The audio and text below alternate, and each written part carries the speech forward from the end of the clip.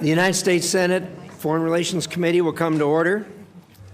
It wasn't orderly to begin with, but it's orderly now, thanks to our good crew.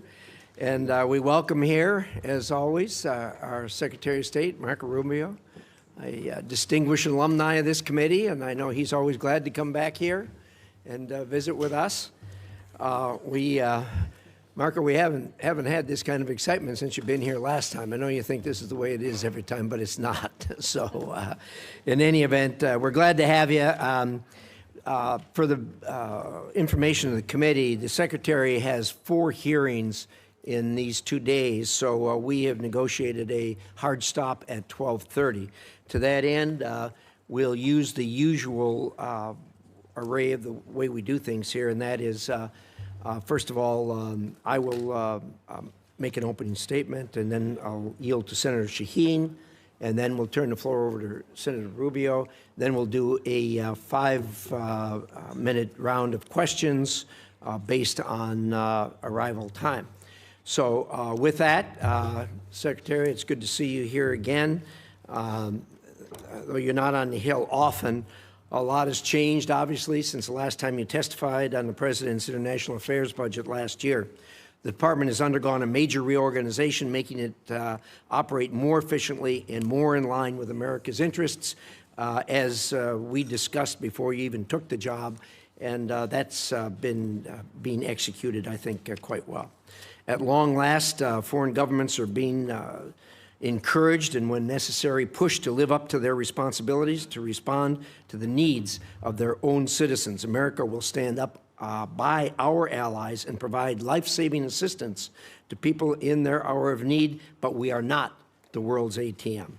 And so the Department is testing new ways of providing strategic assistance and breaking the cycle of dependence on aid. Renewed emphasis on trade over aid will help the American people and lift up countries around the world. This is American generosity and ingenuity in action. Through this budget, the administration is holding UN organizations to account, badly overdue, and alongside Ambassador Waltz, making sure American values are leading in international organizations. You've made securing the Western Hemisphere a top policy and budget priority and have successfully reduced illegal immigration at the southern border to the lowest level in half a century. That has not gone unnoticed. You've helped curb the trafficking of illegal fentanyl into the United States, saving countless lives. The budget prioritizes countering China's unfair trade practices, expanding military and malign influence operations around the world, and which pose some of the greatest threats in modern history to the American people. At the same time, you've been working to ensure these efforts are strategic, targeted, and effective, and we appreciate that. The administration has also taken care to ensure taxpayer dollars don't go to those who are able but unwilling to pay for their own defense. Through concerted effort by you and your colleagues, our NATO allies have increased their defense spending and have committed to reach the 5% by 2035. This is a major change from the way you and I used to deal with this for the decade or more before this. Together, we need to create a next-generation NATO that is stronger, more interoperable, and takes advantage of the industrial potential of American and European economies. We also must continue to coordinate with our European partners as they take greater responsibility for supporting Ukraine and work with our partners to deny Russia strategic gains. The administration has prioritized efforts to end conflicts in Africa, which undermine decades of investment in economic growth and global health security. All is not well there. The latest Ebola outbreak in eastern Congo, now affecting the entire region, highlights how conflict and humanitarian crises abroad threaten the health and security of the American people here at home. I know the Department is working hard to protect us from this threat, and I look forward to hearing how the budget supports these efforts. And, of course, the administration has taken decisive action to protect American citizens from the threat posed by Iranian nuclear capabilities and ambitions. On behalf of the American people, thank you for your hard work on that. You and I have been through this before, and we know how difficult it is. Change is hard, but it is also necessary. Your efforts to make the State Department more responsive to the needs of Americans will help us all meet the challenges of the 21st century. I look forward to discussing how the budget will further those efforts. With that, I will turn it over to the distinguished ranking member, Senator Shaheen. Well, thank you, Mr. Chairman. Good morning, Secretary Rubio. Mr. Secretary, you were a senator. You sat on this committee. You sat on the Intelligence Committee. You know as well as anyone that effective American foreign policy requires a strong partnership with Congress. Allies need to know that our commitments can stand the test of time, and that only happens if Congress is brought into the discussion. Congress cannot be a partner if it's kept in the dark. I have a long list of unanswered requests sitting on your department's desk. And Mr. Chairman, I'd like to ask that these letters be submitted for the record. They'll be submitted. Thank you. I've requested a briefing on changes to U.S. force posture in Europe. And after 33 days, we still have no response. We've requested a briefing from the Iran war on displacement. After 90 days, we still have no response. We've asked for a briefing on Ukraine on a number of issues. After 180 days, we still have no response. We've asked for a briefing on lifting Milorad Dodik's sanctions. And after 225 days, we still have no response. We've asked for a briefing for the U.S. Agency for Global Media. No response after 344 days. The Romanian visa program termination. We've followed up 5 times over 435 days, and we've still gotten no response. In January, when you were before this committee, I asked if you would report to this committee once an audit system was in place to track Venezuelan oil revenues. You said, and I quote, "Oh, absolutely, yeah, we are still waiting." And when you do notify Congress, it's to inform us of decisions you have already made. That is not consultation, as you well know. That is not advice and consent. Congress has been clear on a bipartisan basis. We do not want to cede ground to China. Yet this administration is closing consulates and cutting funding in the Indo-Pacific. The same pattern extends to global health. USAID supported Ebola detection and prevention activities in DRC and Uganda for years. And we can see in this poster, even Elon Musk admitted that one of the things we accidentally canceled, very briefly, was Ebola prevention. Well, those programs were dismantled. And today we have to screen for Ebola at Dulles Airport rather than in the DRC and Uganda more than 7,000 miles away. You're asking for a 44% reduction in the State Department budget. That includes eliminating funding to the World Health Organization. It includes eliminating all disease-specific funds in the middle of an Ebola crisis that's affecting Americans. Yet, no one from your department can explain to us why this is a good idea. You sent Congress one notification saying you needed $19 billion to close out USAID. Then you sent another saying you needed some of that money to respond to disease outbreaks.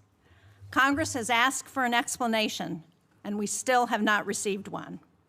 The same pattern extends to our alliances. I just returned from a bipartisan delegation to the Arctic. We are on the verge of losing the very alliances that we have built for decades because the president manufactured a crisis over Greenland. And nowhere is that clearer than with Russia. In 2017, you wrote, as a senator, that Vladimir Putin will never be a trusted ally or a reliable, constructive partner. But since taking office, you, the president, the vice president, Steve Witkoff, not one of you has been to Ukraine. And yet, your envoys talk to Putin on a regular basis. The president has invited him, given him the red carpet treatment on American soil. But yet, you won't come up here and brief Congress on any of it. And decisions Congress has made on Russia have been systematically undermined. Congress passed support for Ukraine. The administration has slow-walked it. And instead of sanctioning Russia, the administration issued oil licenses that have sent billions to Moscow. Congress has asked what this approach has produced. Russia has conducted 5 times more drone strikes on Ukraine since 2024. More U.S. businesses are being directly targeted than at any point in this conflict. And Russia is providing targeting intelligence to help Iran hit our facilities and personnel in the Middle East, while we're helping them fund this war. When I talk to my constituents, they ask for economic relief at home, not regime change in Havana or Caracas or Tehran. Instead, you sent Congress a war powers notification saying we are not in active hostilities with Iran, while the U.S. was conducting strikes against Iran and Iran was bombing U.S. embassies and bases throughout the Middle East. That was not consultation. It was an attempt to avoid answering to this committee and this Congress about this war. Congress has asked basic questions about the war. Why are roughly half of our Patriot interceptor stockpiles gone? Why does the Strait of Hormuz remain closed? Why is gas up $1.50? Why did 13 American service members lose their lives in this war? Congress deserves to know why, and Americans deserve to know why. Mr. Secretary, you would not have stood for this kind of stonewalling by the administration when you were a senator, and you certainly shouldn't stand for it as Secretary of State and National Security Advisor. Thank you, Mr. Chairman. Thank you, Senator. We'll now proceed to a round of 5-minute questions. I'm sorry. We'll try. Did you want to do, we talked about that. Do you want one? We actually talked about that, but he thought that questioning might be easier. Why don't you go ahead? I have it in writing. You want me to read it? Give us your best shot. Okay, well, thank you for having me here. There'll be a lot to talk about today, and I just want to remind everybody, you know, our foreign policy is one that's solely focused on the national interest of the United States of America, on the defense of our country, both its military defense and our security, but also our economic security and the vibrancy of our economy, our sovereignty, and our future. We believe that America should lead the world, and I believe that we are, and we'll have a very good story to tell about that. American leadership, however, should always be on behalf of the American interests. I say this because I think over a period of time in our foreign policy, we lost focus on that. The reality of it is that our foreign policy, first and foremost, must always be what is in the national interest of the United States of America. And determining the national interest oftentimes requires us to make pragmatic decisions. Sometimes in foreign policy, the choices are not between a good choice and a bad choice. It's between 2 less than ideal choices, and you're trying to figure out which one of these 2 choices is the one that is best for the United States and least harmful to our interests. And that plays out every single day. That said, we remain the world's sole global superpower, the most powerful country on earth. We have the largest economy. We have the most formidable and powerful military ever known to man, by the way. Our dollar remains the reserve currency of the world. Our language is used extensively throughout the world to transact all sorts of business and many of our engagements. But all of this means very little if that power is not used to protect the people who built it, the people who it is meant to protect. I also remind everybody the United States government is not a charity. We are not here to play social worker. We are here to win. We are here to win on behalf of the American people and on behalf of the national interest, to win for our country, to win for the people of America, to win for the things that are important for our future, and that's what we exist to do. The State Department exists to carry out the foreign policy of the United States, both in diplomacy and in aid, in a way that furthers the national interest and helps the American people. And it's guided every decision that's been made since January of 2025. I'll give you a perfect example in our own Western Hemisphere, an area that this committee and many of its members long argued, as I did, has long been neglected and not been paid attention to. We now have in this hemisphere a coalition of friendly countries, over a dozen, who have aligned to work on not just the issues of security that we all have in common, but also economic prosperity that go hand in hand. It's an amazing story that basically, other than Nicaragua, other than Cuba, obviously other than Venezuela, remains with some challenges, and of course Brazil, although they're in the midst of an election cycle, and to some extent the current government in Colombia as well, at least the president's been problematic. But generally speaking, it is now a region filled with American allies, American-friendly leaders, and an America-friendly direction. Now, obviously, we have to operationalize that into action after 20 years of neglect, in which China and other global powers have intruded in our Western Hemisphere to the detriment not just of American national interest, but to the detriment, in our view, of the people of those countries as well. So these are important achievements, and one that I'm very happy about. I'm also happy about the way we've transformed foreign aid. In any transition, there will be, bumps in the road, but largely speaking, if you think about how those programs that existed in the past were failing us, the old model had to be replaced. And the foreign assistance that remains is being brought under the strategic direction of the State Department. So we're not just providing money, we are also seeking outcomes. It's not just how much money you spend on a program, it's whether you're getting outcomes from it. But it's also being guided with our strategic view in mind. And that means that we are able to provide aid not just all over the world, but specifically targeted at those most in need and those places around the world most important to the national interest of the United States. That will remain our guiding principle. That's been our guiding principle in our reforms. So, we can get into a lot of these details in our questions. The bottom line is that all this and more is a reflection of this belief that I outlined at the outset, and that is that foreign policy cannot be separated from economic policy, from border policy, from energy policy, from any of these other spheres that are critical to our national interest. A country that cannot build ships or produce medicine or control immigration or access vital resources cannot defend its people, cannot defend its interests, and cannot defend its way of life. So our foreign policy continues to be reoriented around the real foundations of national strength. This budget is yet another step, I believe, in that direction. Obviously, the appropriators here will have a huge say on the outcome of what that budget ultimately looks like, as we don't anticipate that for the first time in modern history, Congress will just take up our budget and pass it. We think it'll go through some substantial reforms along the way, and we look forward to engaging you like we did last year to produce what we think is a very good spending bill at that time. So anyways, I look forward to your questions. At least that's what it says here. I'm not sure if I really look forward to your questions. I look forward to probably half your questions. Thank you. Thank you, Secretary Rubio. We will now do a round of questions, 5-minute questions based on order of attendance. And I'm going to start, and I'm going to say thank you for the work you've done with respect to Iran. All of us that have worked on this for years know how frustrating that is, how difficult it is to work with this regime who've sponsored terrorism, kidnapping, and killed thousands of Americans for the last 47 years. Thank you for doing something about it. I know you and the President are doing all you can to ensure this comes to a close sooner rather than later. I wonder if you could give us at least a brief update on where we are. Well, first let me remind everybody that while I've not been before this committee since, I believe, February when we briefed on the Venezuela operation, I have appeared on multiple occasions here, both in my role as National Security Advisor and Secretary of State, in both all Senate briefings multiple times, Gang of 8 briefings, Gang of 16 briefings. So we've talked about this topic with some of you in those settings in the past that you've heard from us. Let me just lay the predicate here, okay? Iran's desire to build a nuclear weapon was going to be effectuated behind a conventional shield.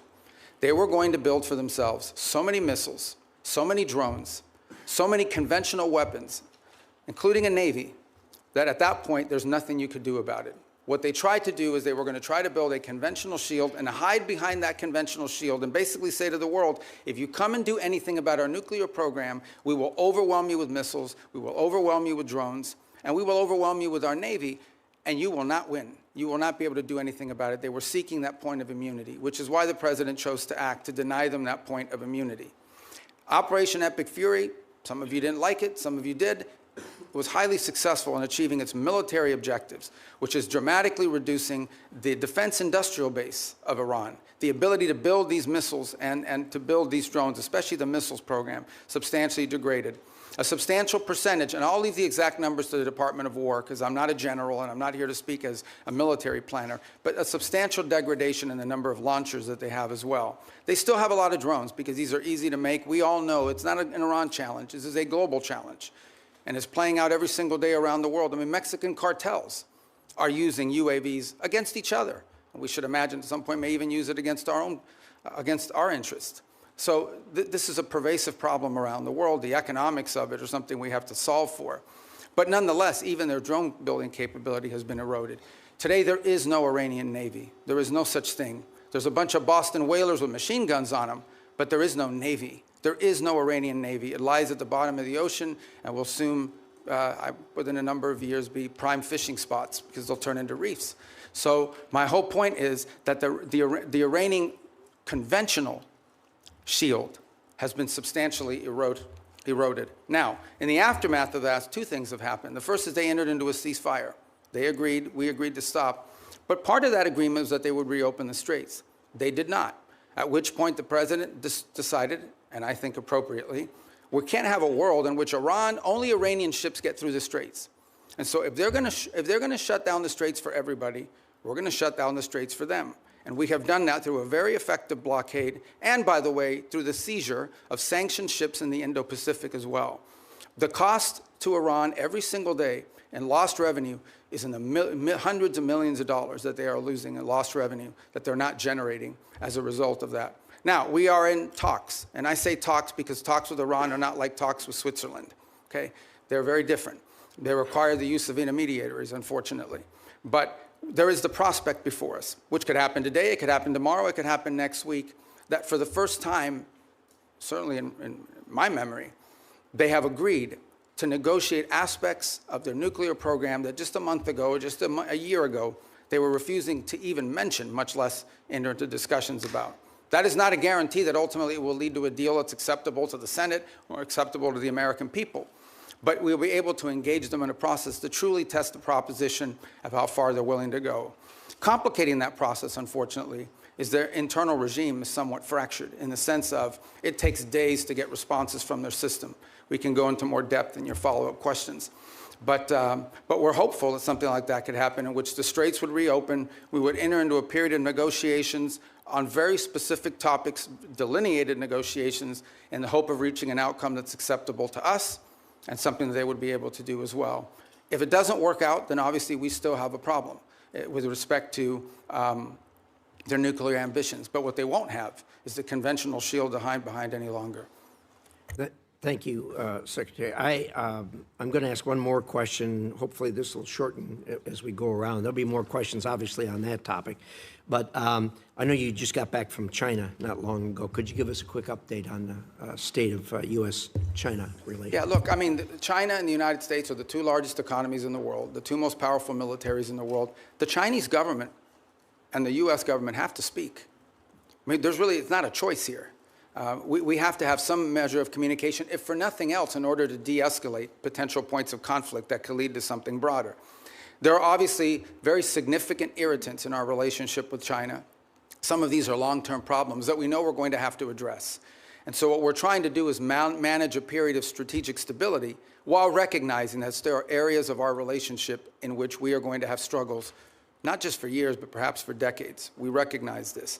But I think as much as anything else, we have to recognize that the United States and China have to be able to have points of dialogue and speak to one another. As I said, for no other reason than to be able to have a communication channel. I think in our meetings, it was abundantly clear which are the areas that we do not have strong alignment or agreement on. We understand that there are areas in which long-term we're going to have some real challenges, whether it's supply chains. Put it to you this way. Let's leave China aside for a moment. The United States, and I would argue the world, cannot depend on one country for 90% of anything, especially 90% of things that are critical to our economies, not from our weapon systems to our pharmaceuticals. We just can't live in a world in which we rely on anybody for 90% of what we get in one sole source that could be cut off at any time as leverage against us or punishment or in a time of conflict. And so we are actively searching and have plans in place, and we're implementing these to diversify where we get critical minerals, where we get our supply chain, secure that supply chain. And obviously the Chinese would like to retain their monopoly position in some of these. This is going to be a long-term issue that we're going to have to continue to confront and work on. Work on that continues even while we are engaged in the ability to dialogue and speak to them, because we have to. It's responsible, and we truly have no choice but to be able to do that. It's to their benefit and ours, and I would argue to the benefit of the world that these two countries are able to speak to one another. Thank you, Secretary. And I think your comments about the supply chain and the critical minerals and everything else that's in the bottleneck, these are things that are relatively new to us. They've always been there, but COVID underscored that. And then, of course, the Ukraine war brought it out even more.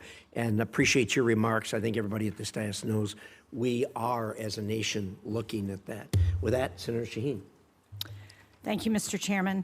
Mr. Secretary, at this budget hearing last year, you testified that no one had died as a result of foreign aid cuts. Sadly, I think we're seeing in real time that that's not true today. There are more than 1,000 cases, more than 200 Ebola-related deaths. And as we know, one of the entities that is a critical global health tool is Gavi, particularly during a disease outbreak. It plays a role in distributing Ebola vaccines, and it has committed up to $40 million to develop a vaccine for the current Ebola strain that has no vaccine right now. So how are you making sure that Secretary Kennedy, who has been sitting on those funds for months now, is going to release them so that they can go to help develop a vaccine to address the Ebola outbreak? Yeah. Well, a couple points on Gavi. I would say that the president had asked that we allow Secretary Kennedy to play a leading role on the Gavi decision because of his strongly held views with regards to vaccine safety, and he wanted them to conduct some reforms. I actually talked to Senator Schatz about this last week as well, and so the State Department's going to be re-engaging. I'm not here to tell you we're going to yank this thing and we're not going to listen to his points of view, but the State Department a few weeks ago made the decision that we were going to re-engage on this issue of Gavi, respecting what HHS views on it are as well, and we want to take their input, but we'd like to get this issue resolved in an outcome that's acceptable, both to Congress and also to our goals on global health. So it is an issue. As I said, I wouldn't use the word defer, but we have certainly allowed him to play a leading role in determining what we're going to do next. But right now, we're sort of at a stage where we are going to re-engage. We need to drive this to an outcome. I couldn't agree more. And so do you commit to using the $2 billion that Congress has appropriated for global health to actually help fund global health security? Well, we do fund global health security beyond Gavi, by the way, and we can talk about that. We can talk about the compacts, I think 32 that we've now entered into with countries all over the world. We have a new agreement with the UN as well that they're very happy with. The Global Fund, we've hit our cap.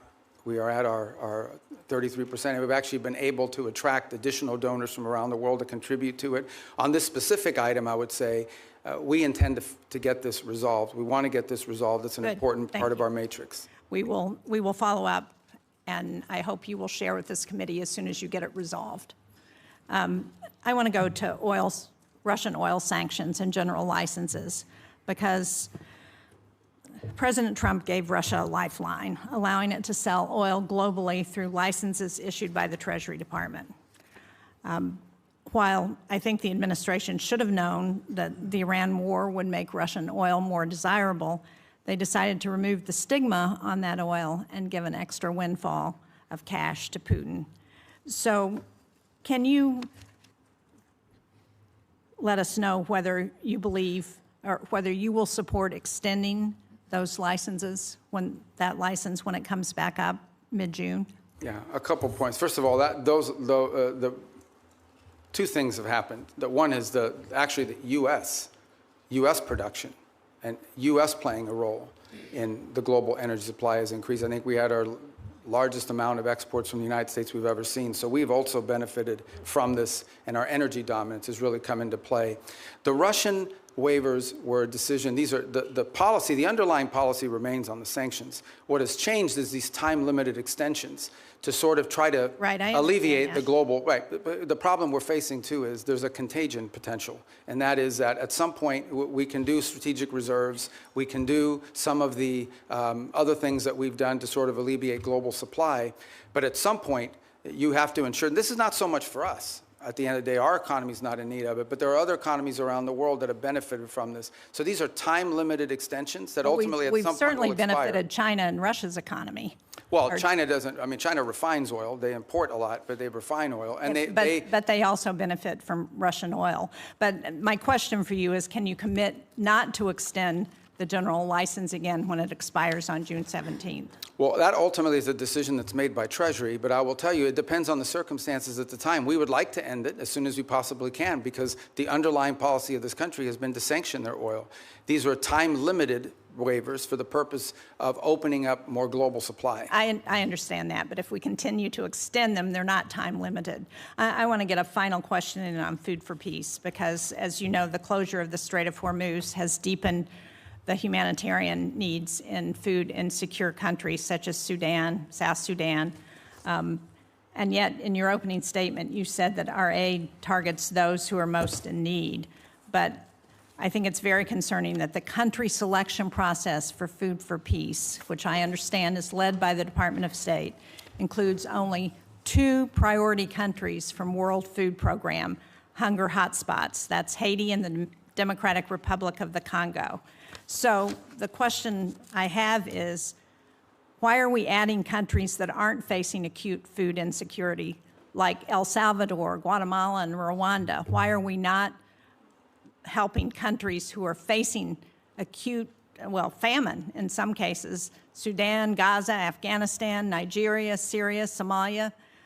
These are all countries that have humanitarian crises, and yet we're helping countries that don't have acute food insecurity. So a couple points. First of all, on Gaza, we have spent hundreds of millions of dollars, including after the ceasefire, and providing through the World Food Program and other entities, and we continue to do so. I think if we're not the world's largest donor, I'd be surprised, because it's a massive amount of money that we've provided through those mechanisms of various means. On the point of Sudan in particular, the complication in Sudan, which I wish were different, and we're very involved in this. I mean, I had a meeting on Sudan yesterday. The problem in Sudan has largely not been our unwillingness to provide funds. We are willing to step forward, and we have the flexibility through what we've been able to do with foreign aid to surge up that. It's been distribution. It's been the ability to get that. So as an example, in these conversations we're having between the warring sides, one of the things we're trying to identify is 4 safe spots where people can go receive humanitarian care, assistance, where we can actually have the outside groups, the NGOs, the international organizations that we contract with, have the ability to go in and actually deliver the food without having their trucks hijacked or blown up or their workers killed. That's been the fundamental challenge in Sudan, is distribution. The distribution is being threatened because we don't have conditions on the ground that allow for it. And so to allocate money towards something that we can't distribute is unwise until we have that in place. That's deeply tied to the ability to have a peace deal, which I can tell you has been very frustrating. On the one hand, with Sudan, we had a donor conference in Berlin. I don't want to interrupt you, Mr. Secretary, but I'm out of time, and it doesn't explain why we are providing food for countries that are not insecure. I appreciate the challenges in Sudan. We have those challenges in many places. But because we have dismantled the distribution network when we eliminated USAID, we've exacerbated those challenges in countries around the world, and we are not providing the help based on humanitarian needs, and that's my concern. Thank you, Mr. Chairman. Senator Ricketts. Thank you very much, Mr. Chairman. And Mr. Secretary of State, thank you for being here. Really appreciate it. Good to see you. Communist China is trying to win the AI race, and they will use it, for example, to dominate our military if they're able to do that, and so many other ways. A world where Communist China is dominant in AI is very bad for the United States and for the entire world. That's why it's critical that us and our allies cannot lose this race. Semiconductor supply chains, particularly semiconductor manufacturing equipment, SMEs, are critical to winning this competition. It's one area that Beijing is spending billions and billions of dollars to be able to produce chips in China, and they've failed to be able to produce those high-end chips so far. President Trump understands this better than anyone because the Trump administration was the first to utilize export controls on SMEs to slow down Communist China's advanced chip-making industry. Since that time, key allies and partners have also imposed controls on SMEs to China.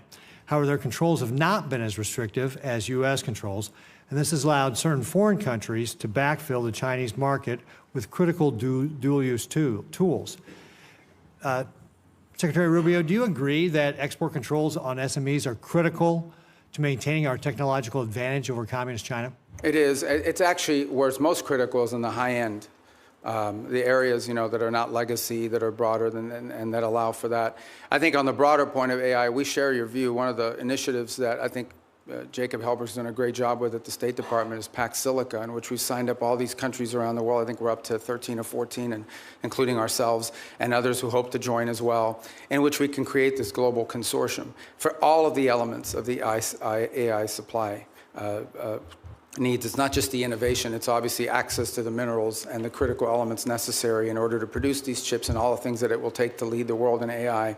I think it is safe to say the United States right now is a global leader on AI. I think it is also wise to say that that lead is not is not irreversible. It has to be sustained, and there will be a real challenge in sustaining it. And we're going to have to stay focused on it. The good news is I do think we have a system of global alliances that view it the way we do. And we want to lead on it because it's not just about leading the technology in AI. It's about also leading in the standards that will govern how AI is used.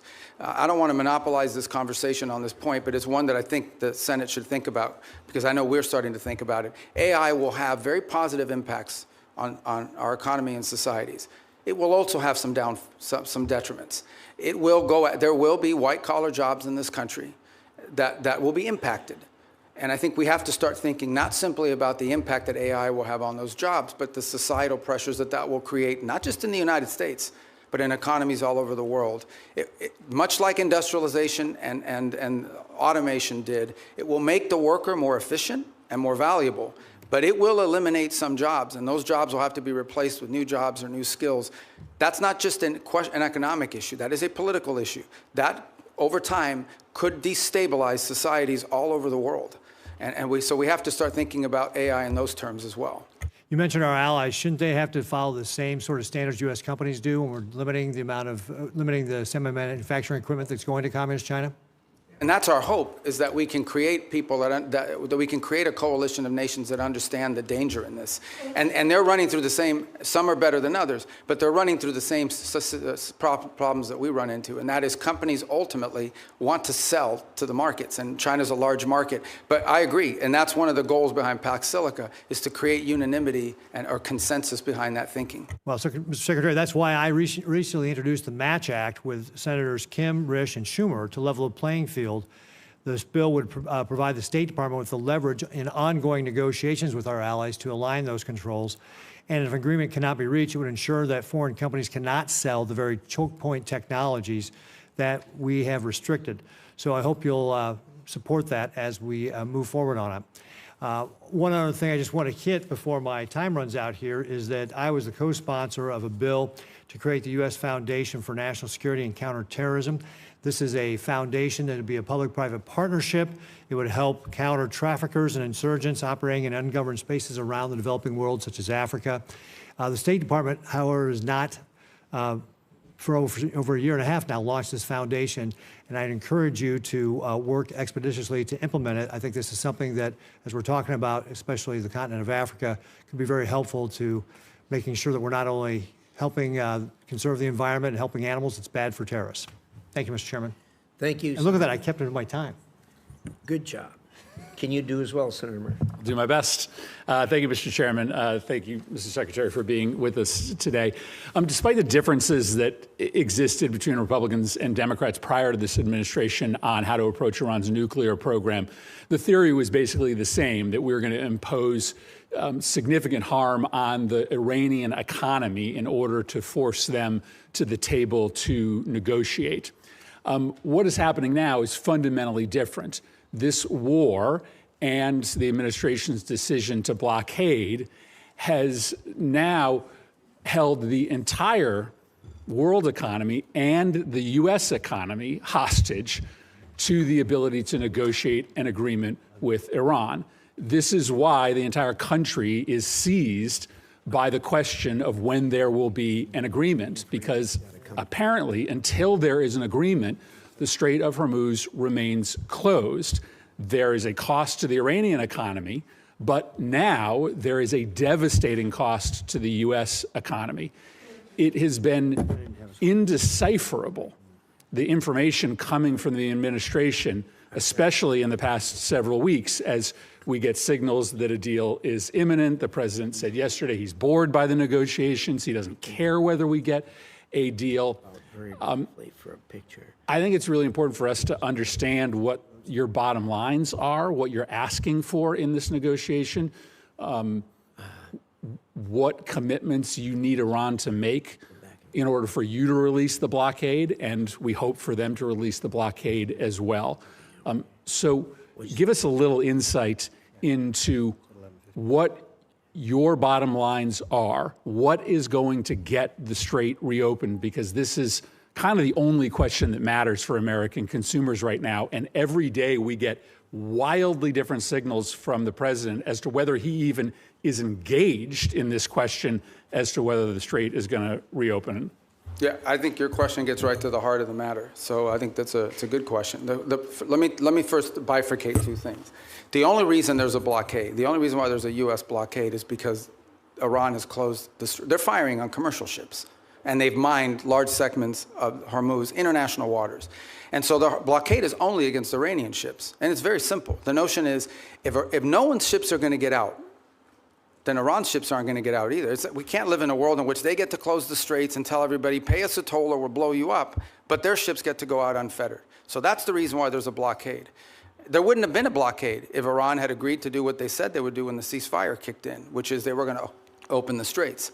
So let me just focus on the straits for a moment. Number one, what they're doing is unlawful and illegal. There isn't a country on earth, other than Iran, and maybe Oman that flirted with it, who's in favor of what Iran is doing in the Straits. The Chinese are against it. The Russians are against it. Everyone is against it.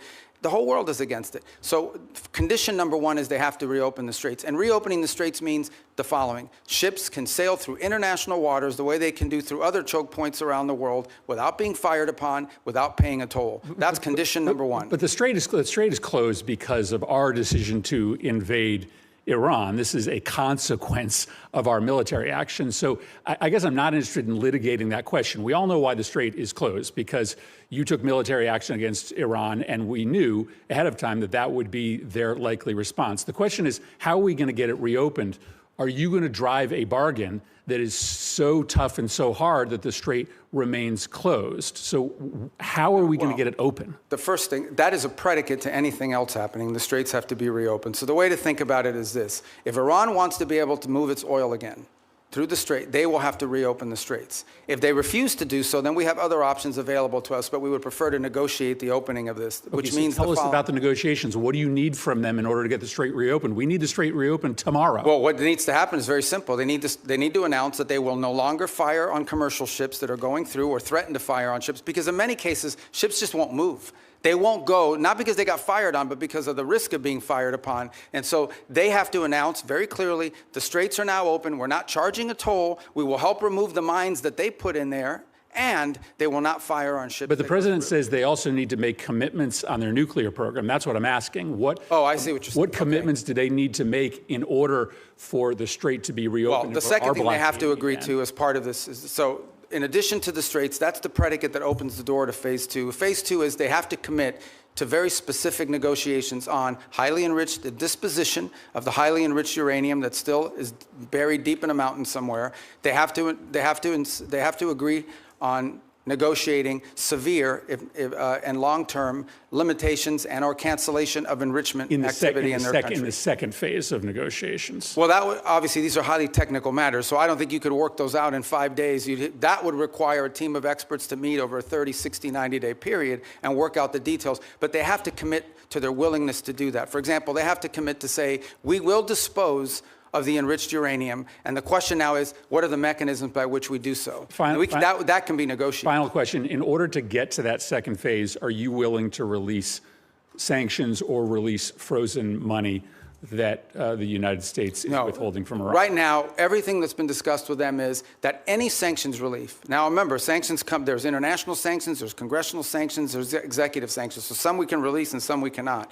But any sanctions relief is condition-based, which means it has to be in return for the reason why those sanctions were put in place in the first place, which is their nuclear program. So yeah, look, Iran is being sanctioned because they enrich uranium. Iran is being sanctioned because they've highly enriched uranium. Iran is being sanctioned because of their nuclear activities. If they agree to give up those things, there will be sanctions relief associated with their commitment and compliance with those agreements. You will not give sanctions relief just in exchange for reopening the Strait? No, that's not been discussed. That's not been offered.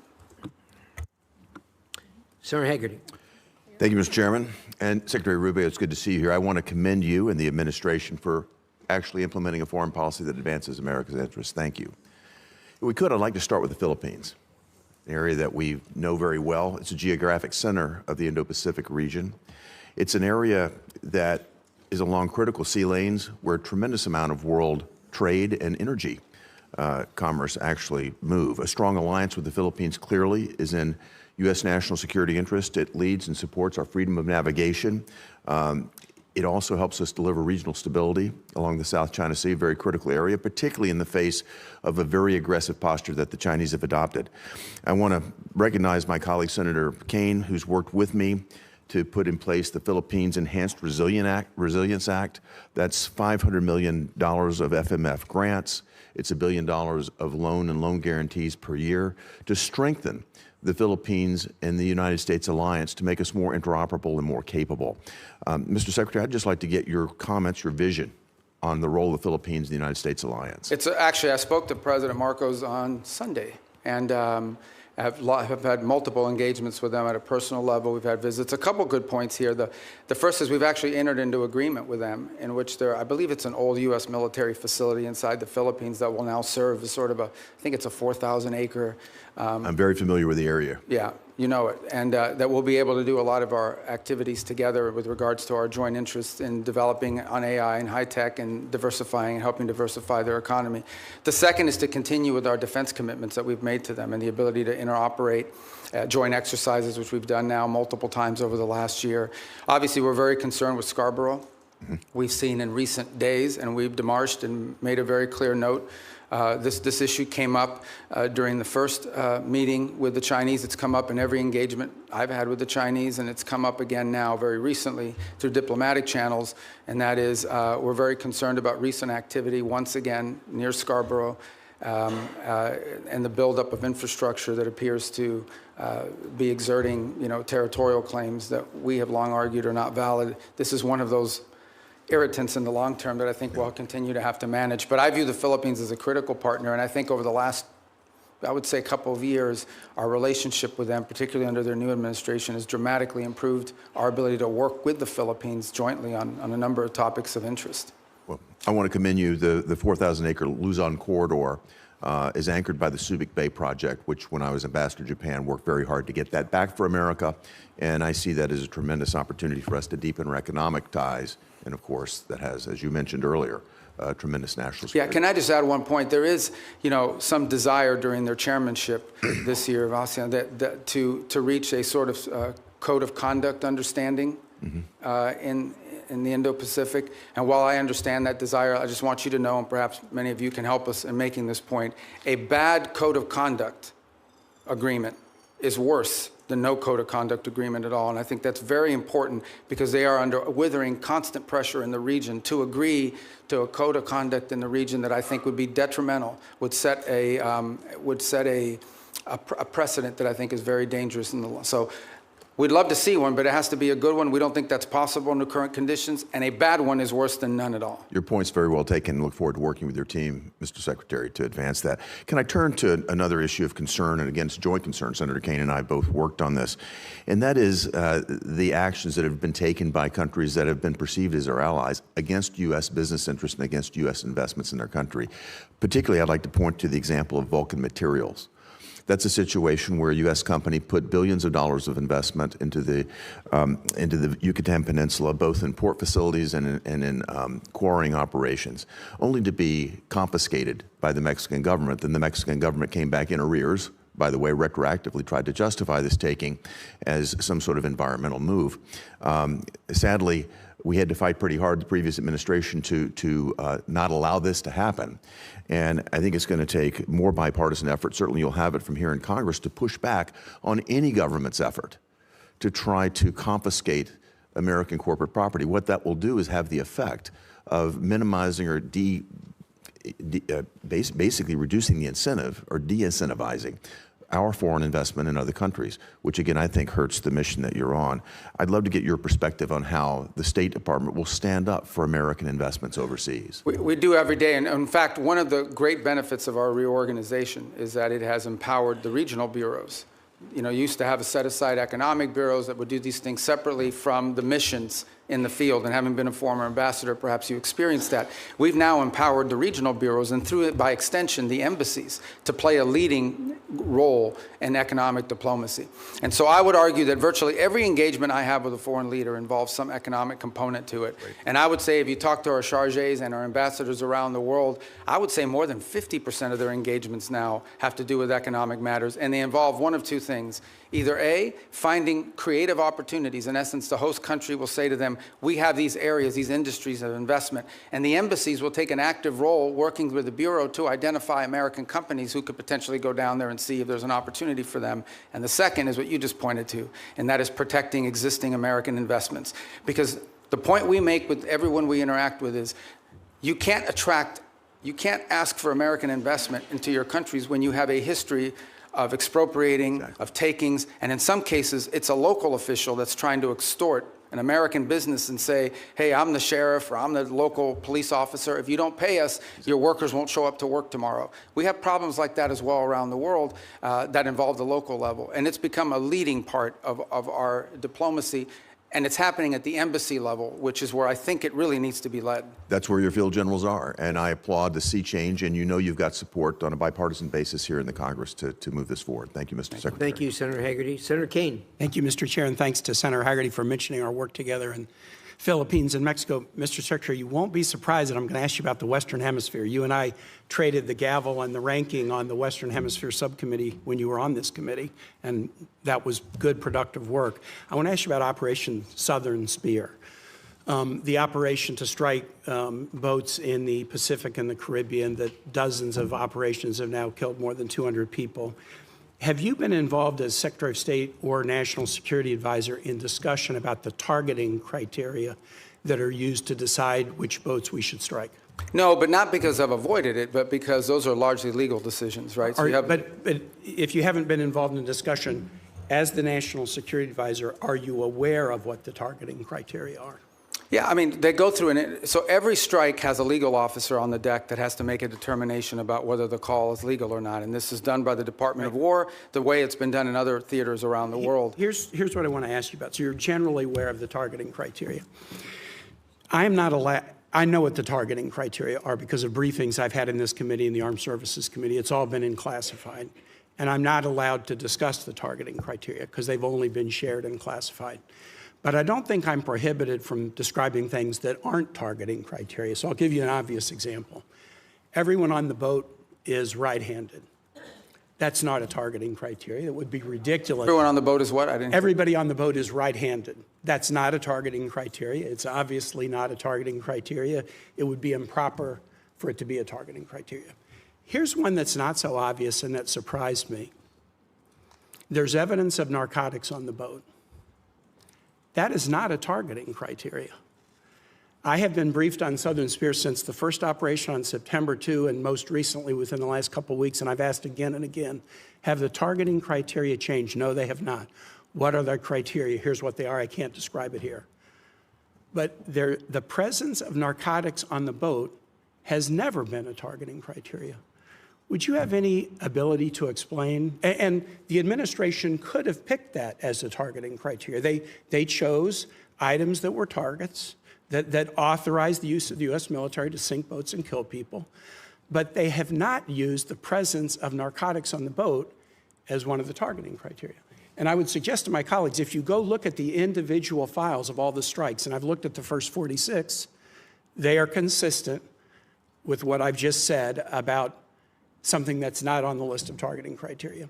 Why would the administration not include the presence of narcotics on the boat as a targeting criteria in Operation Southern Spear? As you just outlined, I can't discuss the specifics of the targeting criteria, but I can tell you the one thing that is obvious is that the targeting criteria is not single source. In essence, there are multiple checks. There are three elements to the targeting criteria. Right, and all of it informed and infused by intelligence collection. In essence, they have to have true links. I can tell you they do walk away from strikes. There are multiple times that I've been aware. I'm not aware of every strike because it's not reported on a regular basis, it's delegated. Yeah. But there have been strikes that they've walked away from from because it doesn't meet the criteria or because there's doubts? I'm not saying that the strikes that I've reviewed don't meet the targeting criteria, but I'm saying how odd it is, especially since the administration always announced this is against narco traffickers. We've attacked narco traffickers. How odd it is that the presence of narcotics on a boat is not one of the targeting criteria. And I would encourage my colleagues, get the same briefing I've gotten, take a look at the strike files. You'll be as surprised as I am. Here's the second question. Again, in your dual role, Secretary of State, National Security Advisor. The administration's Operation Southern Spear, we could agree with it or not, but the administration presented a legal opinion from the DOJ that we could review. Absolute resolve, the effort against Maduro. The administration presented a legal rationale that we could review. Now, we could review both in classified. They've not been made public. We're 92 days into a war against Iran, and the administration will not let Congress look at the OLC legal opinion justifying the war. Intel committee members, SFRC members, Armed Services Committee members, rank and file members, the administration will not make it available to us. Now, you can imagine, A, we're the Oversight Committee. B, you're here asking for a budget, and in the Armed Services Committee, they're asking for $1.5 trillion, an increase of 40% over last year's budget, but won't let us see the legal opinion. And Mr. Secretary, you know what kind of thinking we do. If you've showed us the legal rationale for 2 wars, and you won't show us the legal rationale for the third, is there something in the rationale they don't want us to see? Is there a dissenting opinion that says it's not legal? Are there conditions like you can't strike civilian infrastructure like schools and bridges? Are there factual assertions like the war will be over in 2 days or Iran will never close the Straits of Hormuz? By not sharing the legal opinion with the Article I Oversight Branch, you give us the opinion that there's something in there you don't want us to see. Could you use your influence as the President's Chief National Security Advisor, Secretary of State, NSA, to get the administration to share the Iran war legal opinion with Congress? Well, look, first of all, obviously the Department of State does not develop the legal opinion. That's the Office of Legal Counsel. You're the Chief National So I think what you're asking is why haven't the Office of Legal Counsel provided it? They don't work for the National Security Council. They don't work for me. Will you use your influence as Well, I will certainly Chief inquire as to National why. Security Here's what I'll do. Advisor? I can certainly inquire as to why it has not been available. I don't think there's a reason why. I am not aware that. In fact, my understanding is they have provided documentation to the committee and not the opinion. as part of the war. Not the opinion. Well, that's different. And you wouldn't accept that. All right, well, let me You're take sitting that on back this and ask side the of Office of dais. Legal Counsel. But it's certainly, they provided the legal rationale for the strike. You're asking for the actual written opinion the way it was Which in the they other. provided us All in right, I Southern understand. Spear and absolute resolve. I'll Thanks, take Mr. that Chair. back. Thank you. Senator Lee. Thank you, Mr. Chairman. Thanks, Secretary Rubio, for being... You look like rickets. I apologize. This threw me off a second. Well, look, bald is beautiful, and we can't help that. But thanks for all of your efforts. You are a very effective spokesperson for not only President Trump and the administration, but for the United States, and I'm grateful for that. Was wondering at the outset if you could talk to us a little bit about the fractured Iranian regime and how that might be making negotiations more difficult. One of the things I've wondered, for example, are whether the diplomatic Iranian channels are sort of crosswise at odds with or working hand in glove with the IRGC, which is itself causing a lot of these ceasefire violations, or is it all sort of coordinated chaos to try to undermine and tip the scales in favor of Iran in the negotiations? Yeah, that's a great question. Let me try to give this answer to you in a way that's not boring or wonky, because it's been a shift. Obviously, the original Supreme Leader, the one that was there, is no longer with us. His son takes over. Nobody hears from him for a month. By all reports, open source reporting, I think you've all seen it. He was severely injured in the same strike, and so forth. Are you confident he's still alive, by the way? Yeah, I think there's indications that, in fact, we've not heard from him publicly. We haven't seen him publicly, and I would imagine, given what's happened to multiple leaders in that system, being very public is probably not something that's recommended for them internally. But that said, I think there are indications out there that he is increasingly engaging at some level. although all of his communications have been in writing and through intermediaries. So the way to think about it is the following. You have the supreme leader, and understand that at the end of the day, the supreme leader in their system there really is no analogy to it in our system or anybody else's system. It is a theological office. It is the head of the Islamic republic in the sense of the ultimate decision maker. And every major decision has to be run by them. They are advised by a council. It's not clear if it's 6 people or 8 people, but there is a council made up of both IRGC and other elements of the regime that surround that supreme leader. And ultimately, that council has to sign off on anything. And then there are the people you see on TV, like Arachi, who's out there every single day, and Golubov, who's the speaker of the Majils, who's been playing a pretty prominent role. And they are the ones that they have sent to negotiations and so forth. It is our view of the system, as we understand it, and as it's been expressed to us both by the intermediaries and by Iran directly, that what Arachi and Golubov bring or take from us, they then have to run back to this council and ultimately get guidance from them. And that process oftentimes takes 3 to 5 days to get a response. Now, some of it is logistical. They're operating probably using couriers and things of this nature. Part of it is internal fissures on exactly what they should agree to or not agree to. I think the second point that needs to be driven in this regard is that there is evidence that there are communications issues within the regime as well. So, for example, it's pretty clear that at the outset of hostilities and the conflict, they had delegated decision-making to field commanders. And so oftentimes field commanders had delegated authority to act on let's say, a pre-operational planning that already put in place. And so unlike our system, where perhaps you know that the president or the secretary of war is directly making orders and decisions, or the chairman of the Joint Chiefs, in their system, a lot of decision-making at the tactical level, like which ships to hit and so forth, are being made at the commander level. So that's why from the outset it can look like fire-ready aim, but it's part of the design of the system, perhaps? Well, I think it was a design of the system in the sense of regime survival and the ability to operate in case there was decapitation strikes or people were removed. But let's go back to the essence of the negotiations. What's complicated them is you ultimately are negotiating with people who then have to negotiate within their own system to see what they're allowed to give and what they're allowed to agree to. What is abundantly clear is that Iran is facing severe internal economic. All the problems Iran had before this conflict not only are still there, but they're worse. All the things that led to the protests, all of these are worse than they were before. And I think there's definitely elements within that regime that understand it. And then there are other elements of it that are more immune to it and perhaps more resistant to making agreements. And so what we are working through is in many cases, is delays in getting the responses to people. And this is why you see reporting about there might be a deal in the next few days, because internally it takes time to get responses from them, sometimes upward to 5 or 6 days. Undoubtedly, they're using that to their advantage, sort of like the car dealer where the salesman has to go talk to his manager, make you wait and think about it for a while. Even more complicated than that. Even more complicated than that. One more question.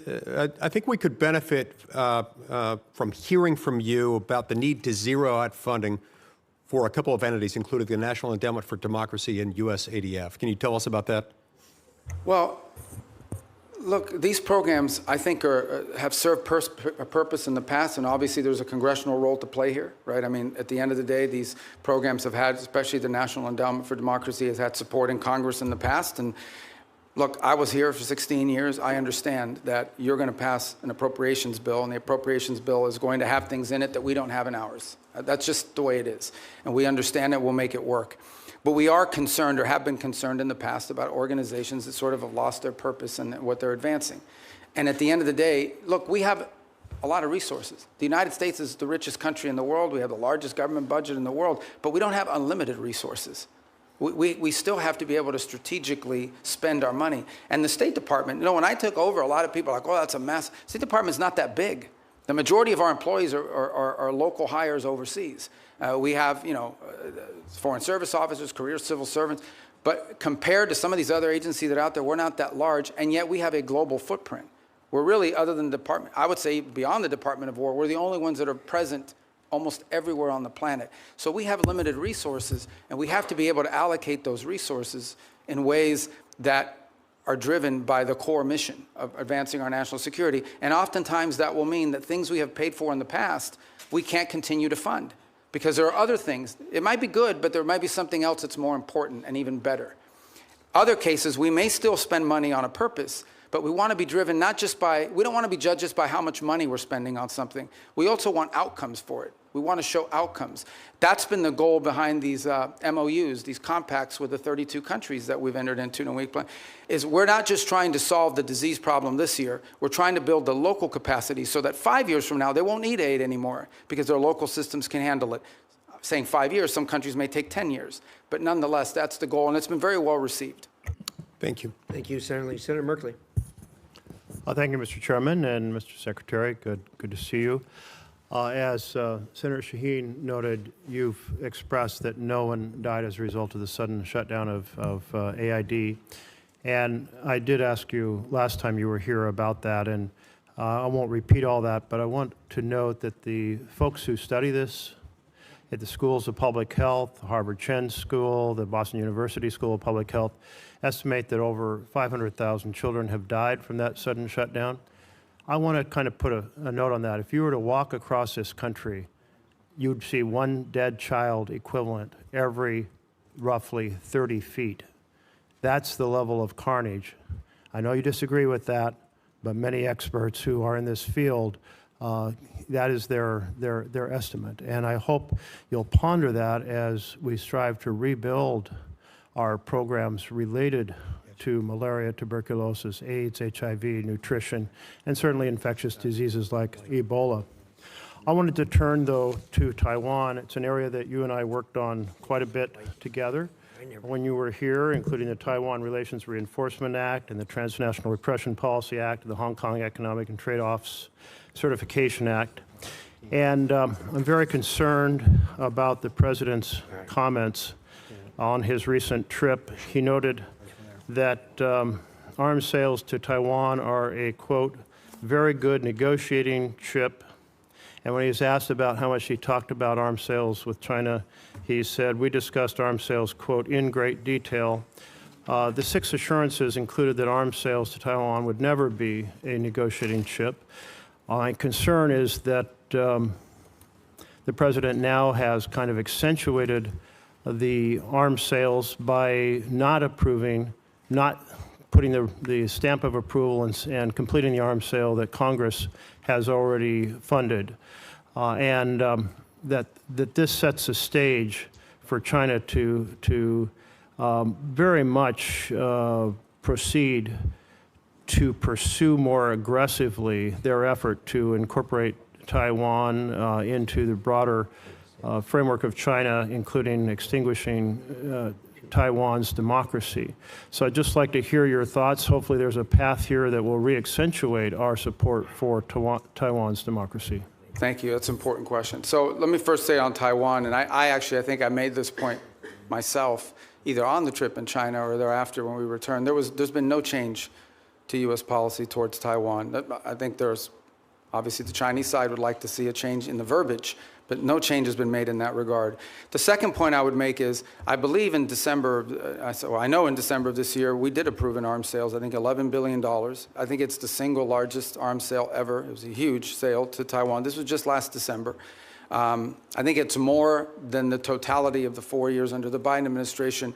And I would recall that there were a 6-year period of time under the Obama administration where there were no sales to Taiwan. There is a second pending sale, which I think is the one you're referring to. It's the $14 billion one, and that remains under review. And but we just did one in December. So I don't think it's, and I'm not saying you're saying this, but I don't think it's fair to say that the U.S. is not providing it. We just had a massive arms sales, and it was so big and so noticeable that the Chinese became very aggressive about it in some of the incursions they undertook as a result of it.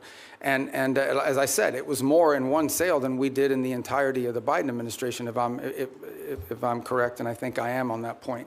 So, but the most important thing to understand is we want to see the status quo preserved as is at this moment. That's our policy. That's what we've said. That's what we continue to say. It's a very, as you know, a very delicate relationship to balance. But our policy on Taiwan has not changed, and it did not change on this trip.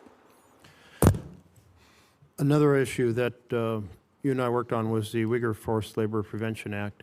And it's really been the most effective strategy for saying that products produced by slave labor will not be admitted into the United States. And we've turned down a lot of products from China, but then they're transshipped, often just into Canada. it would be a far more effective policy if Mexico, Canada, and Europe were to join us. Is that an objective you can pursue in your role? It is, and as you said, it's an enforcement challenge. I think the initial enforcement was easier because it was more straightforward. I think the transshipment issue makes it harder because it requires more paperwork, more due diligence, and frankly, in many cases, some of it is obscured. But I want to make this point. There's clearly a humanitarian aspect to it. There's clearly a humane aspect to forced labor, which is horrifying. Separate but related, there's an economic aspect to it. It is also, unfair competition for our companies to have to compete against someone who has free labor, basically compelled and forced labor. So we've made the argument on two fronts. Not just is this immoral, but it is and horrific, but it's also an enormous economic disadvantage, not just for us, but for companies all over the world. As you can imagine, depending on the country, some are more willing to lean in on these issues than others. I think just yesterday, last week, the foreign minister of China was visiting Canada, and where they sort of announced, or at least put out the prospect of how Canada can export more to China next year. That was the carrot. What we don't know in those, and I'm not blaming Canada, I'm just saying in general, they do this all over the world. There's a stick associated with it. And I would imagine that China's I know that they put tremendous amount of pressures on countries around the world not to comply with restrictions like the ones we put. I agree. If we got Canada and Mexico to agree, given our current trade arrangements, it would make it far more effective. To date, we have not been successful at convincing them that they should do that because, among other things, I think they fear retribution. But we certainly will continue to raise it because we think it harms them. Senator Barrasso. Thanks, Mr. Chairman. Mr. Secretary, great to see you again. You opened by talking about American leadership and American interests. And later this month, the G7 is going to be meeting in France, and then next month, NATO meeting in Turkey. Just overview, what are the priorities you're going to go into those meetings with? G7? G7 and NATO, coming up next month in this. Yeah. Well, NATO will be a fun meeting. Let's start with the G7 one. The G7 forum this year has largely been focused, obviously, because of the Straits. So when I went to the foreign ministers meeting in March, a lot of the conversations in April were about the Straits. And the one point we've made is, and what's interesting is a lot of the countries involved there, even though it's not a military forum per se, the UK and France are members of it, they've put together this initiative, which they say they will send minesweepers and escort ships, but they will do so once hostilities is ended. It's kind of a catch-22. On the one hand, why do you need naval escorts if no one's shooting at the ships? That said, I don't diminish the utility of it because I would imagine the first few ships to go through are going to like to be escorted. So I think that's going to be a key feature of that conversation. I think there's a shared interest in all these countries on rare earth minerals and supply chains generally. I think there is a growing global consensus. And we had a great, maybe a few of you had attended part of it, we had a great ministerial here earlier this year on rare earths and supply chains that brought in dozens of countries, and all the G7 countries were represented at it. And so I think that's going to be a feature here is how do we diversify the global supply chain on anything from rare earths to pharmaceuticals? There's growing consensus, so I think that point will be quite dominant. And then given the makeup of who's in the G7, the Russia-Ukraine conflict will always come up because obviously it directly impacts at least 3 or 4 of those members who are on the continent. So we will also, and I don't recall exactly who the French have invited, but in addition to the G7, they'll always invite 2 or 3 other countries to attend. I believe Ukraine has been invited, if I'm not mistaken. There's usually a couple other countries that they'll invite that are not members of G7. But I think those issues will dominate depending on where we are with the Straits, and then clearly the critical minerals and supply chains has been a key focus of G7 actions. The last point is, I think there's been an interest and I think Canada deserves credit for this. The Canadians have really taken a lead, and we've been very supportive of this, in highlighting places like Haiti. And as a result of these G7 meetings, we've actually had a number of countries in the G7, including Japan, step up and contribute to the effort there. And the reason I mentioned NATO, there's an article in The Hill, and Mr. Chairman, I ask unanimous consent that we put this in the record. It says Sweden is now America's most valuable tech ally. You're talking about working together with other countries. It goes on to say, this is just last week, Sweden joined NATO. They've now signed the bilateral defense cooperation agreement. They said in March, Sweden became the first European Union member state to sign the PACTS Silica Declaration, Washington's flagship initiative to secure global AI and semiconductor supply chains, and now the technology prosperity deal. I want to know how you've accomplished so much, and is this a model for U.S. relationships going forward with NATO? Yeah, the interesting thing about Sweden is because they, and Finland to the equal extent, is because they were not members of NATO for many, many years, they had a self-sufficiency in their defenses. And so now that they've joined, they've actually added to the equation. I'm not here to beat up on any specific country, but generally speaking, the countries you added to NATO were countries that needed from NATO. Sweden and Finland have actually contributed because they brought their own defense industry, their own advanced technologies. So they've been a great partner. They've been an extraordinary partner. We were just there because we had the NATO foreign ministers meeting in Sweden, and it was phenomenal. And I think that Sweden is a great ally and a country that we're continuing to find a lot of synergy and cooperation with, especially on the field of technology, but also on defense. I mean, they have their own defense industrial base, which is an impressive defense industrial base. I wish every country in NATO had what they have, but I understand why Sweden has it. In a number of travels that a number of members have done in bipartisan ways, we found out as we go around Europe that most countries will say they've been too dependent on the United States for military, too dependent on Russia for energy, and too dependent on China for materials. This administration has really made these nations step up to do what they need to do in terms of putting the money forward in defense. So I want to know what the next concrete steps we can do in terms of making some of the pledges of moving from 2% to 5%, making sure that they deploy the military capabilities. Yeah, well, I mean, look, some countries are on track to do that, others are not. Let me just speak about it in general terms. There's a real challenge. On the one hand, they've made these pledges that they're going to increase their defense spending and their defense capability. It actually has to be on defense. That's the first thing. You can't say that pensions for former soldiers and sailors is part of your 5% or your 3.5. I mean, that can't happen. But the bigger challenge that much of Europe faces, many countries in NATO faces, their economies are not growing, and in order to spend more money on defense, they're going to either have to raise taxes or cut social programs. And part of the reality of NATO, whether we like to hear it or not, is that many of the countries in Europe were able to build these very robust social safety nets because they didn't have to spend it on defense because NATO and the United States were providing it for it. So they're going to have to deal with that reality. The second point is, and this is not an anti-NATO statement, but it is the reality. The United States has global obligations. At the same time as I'm in NATO, I have to speak to the Indo-Pacific countries who are also worried about what's our force posture they're going to be. We obviously are involved in the Middle East. We have counterterrorism issues with regards to Africa. We have growing mill-to-mill cooperation in our own Western Hemisphere, especially taking on these transnational terrorist organizations and the like. So we don't have like unlimited military resources, even though we have a very large budget. They're not unlimited. And so we have to be able to allocate our resources and our personnel in ways that make sense, and it has to come at the expense of something. And so I think that's the reality that we have shared with our NATO partners from the very beginning of this administration and have been consulting every step along the way. But these countries will have to step up. They, at a minimum, have to be able to conventionally defend their own sovereign national territory for the most part. Thank you, Mr. Chairman. Senator Van Hollen, you're next. Chairman, and welcome, Mr. Secretary. This is your first public hearing since President Trump and Israeli Prime Minister Netanyahu launched an illegal war against Iran. Netanyahu said he's been waiting 40 years to do this. Turns out he finally found a president who was both stupid and reckless enough to join him. The war has killed 14 American service members, wounded hundreds more, and killed thousands of civilians. It's driving up the price of gas, food, and much more.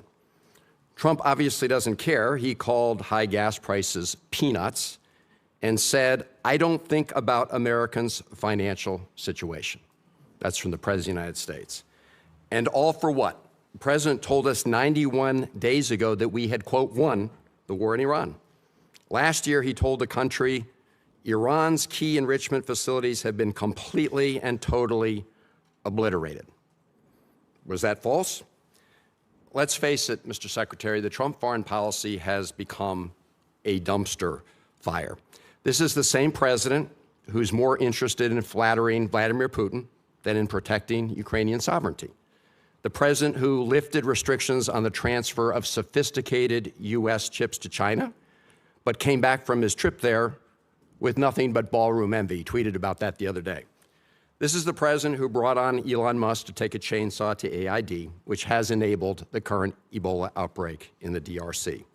We've also witnessed corrupt crypto deals with the UAE royal family that have enriched the Trump family at the expense of our national security. We've seen an administration engage in extrajudicial killings in the Caribbean, hijack Venezuelan oil, threaten to invade Greenland, and weaken the NATO alliance. Here at home, a Reagan-appointed judge said that you and former Secretary Noem abused your powers when you locked up and still seek to deport students for protesting the destruction of Gaza. The Reagan-appointed judge said you did that, quote, primarily on account of their First Amendment-protected political speech. Speaking of Gaza, the so-called Board of Peace seems to have run around.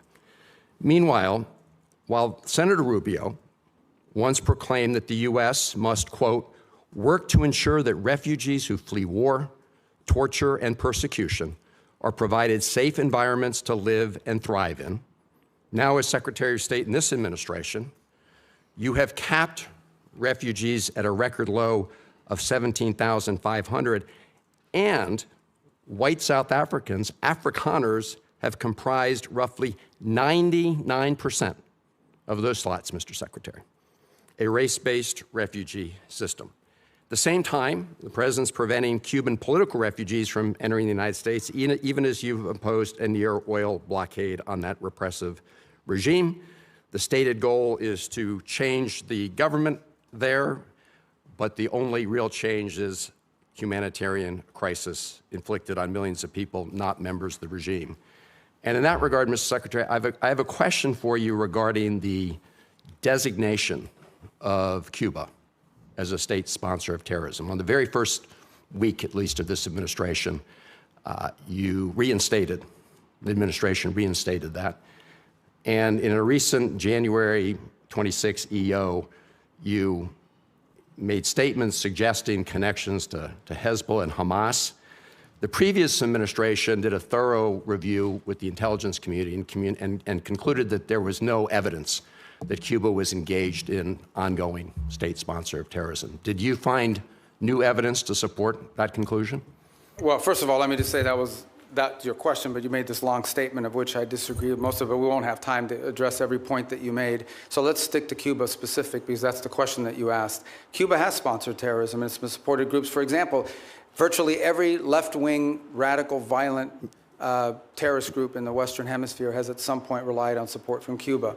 The ELN, the FARC dissidents, including them, have been involved there. We also know, for example, that Cuba continues to host a pretty substantial collection intelligence sites on behalf of the Chinese and the Russians. But you look at the region and you look at all of these leftist Marxist terrorist organizations, all of them, in many cases, got their seed money from the Cubans. If I can move on. I noticed you did not answer my question, because my question specifically related to whether there was new evidence to support that conclusion. I can just tell you— Why would I need new evidence? Because you're claiming that they're a state-sponsored terrorism, suggesting they're ongoingly involved in that. My final question to you, Mr. Secretary, relates to the Al-Aqsa Mosque complex. There have been reports that the United States is working with Israel to take away the Kingdom of Jordan's custodianship over the Al-Aqsa Mosque complex in East Jerusalem. Can you confirm today that there's no truth? I'm not even aware of those reports. There are reports, so I was hoping you could confirm. Is that like a media report, or? There have been several media reports. Yes. Well, you know the media is always accurate. No, they're not, and that's why I'm getting— Yeah, no, I've never even heard that. That's the first time I even hear anybody discuss that. All right, well, I'm glad to hear that, Mr. Secretary. But we have a great relationship with Jordan, and we're very helpful. I've just never heard that before. You should— I don't know what article you're referring to. Just give it to me. I'll look at it. I'm happy to. Is it a credible website? I'm glad to hear you say, Mr. Secretary, there's no truth. I've never heard that discussed by anybody. Thank you much. Senator Paul, you're up next. Oops, I'm sorry. Senator Daines was here earlier. I apologize, Senator. Right. Senator Daines. Chairman, thank you. Ranking Member Shaheen, good to see you as well.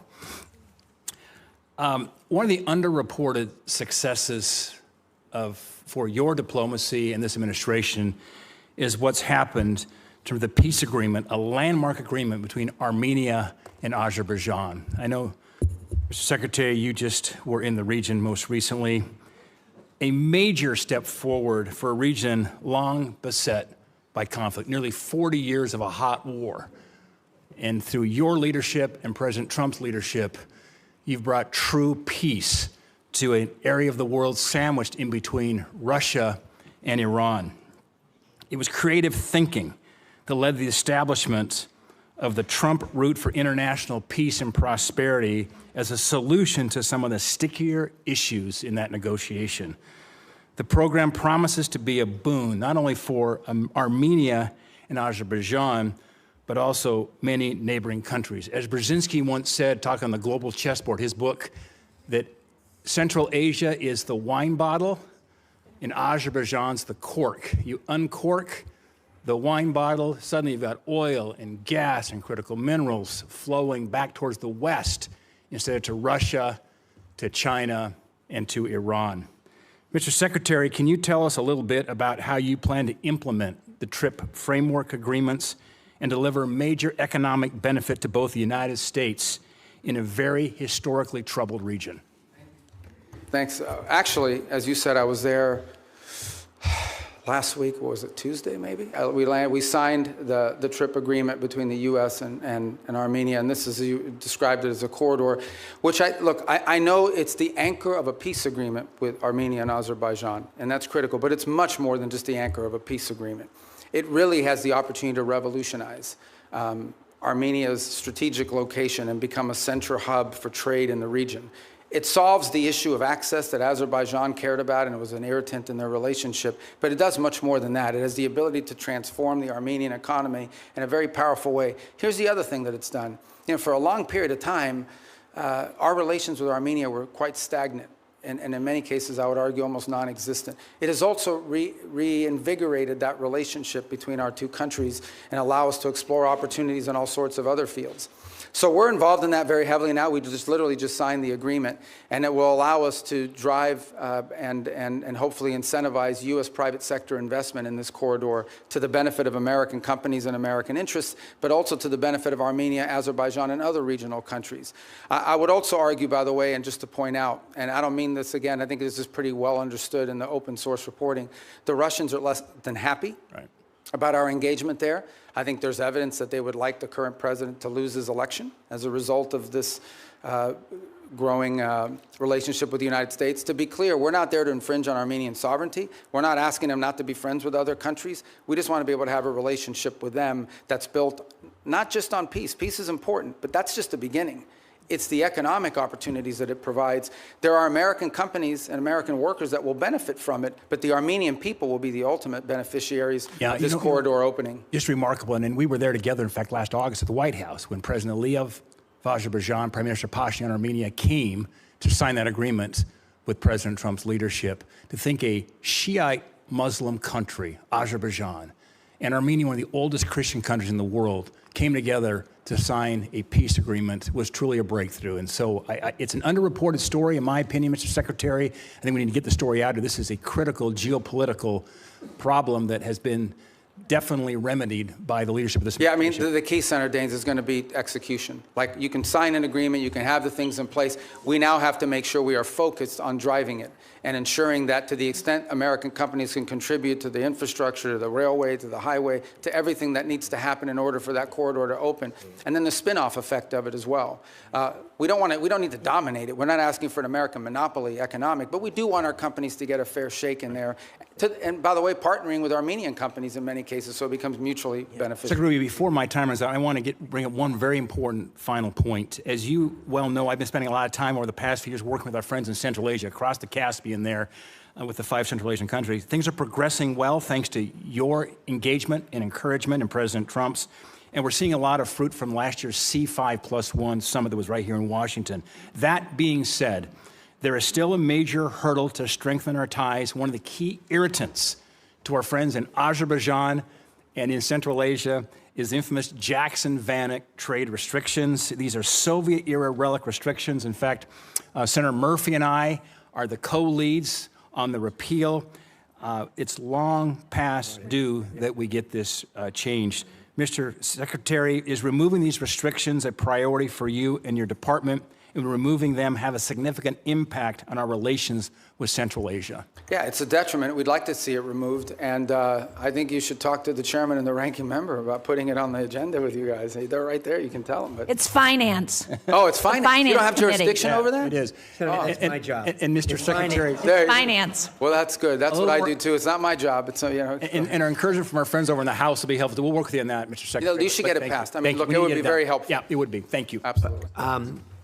First of all, let me say that I absolutely concur with the Secretary and Senator Deans with you, and I've talked to the President about this, as you know, and I have actually talked to the Chairman of the Finance Committee, who I know relatively well, and we actually have a plan for going forward. You and I are going to meet on that here pretty quickly. I'm glad I have friends in high places, Mr. Chairman. Thank you. But no, you're absolutely right on that, and it's just in the queue. So with that, let us go to Senator Coons. Thank you, Mr. Chairman, Ranking Member, Mr. Secretary, National Security Advisor, good to see you again. I know from our service here together that you agree that China is the greatest national security threat that we face.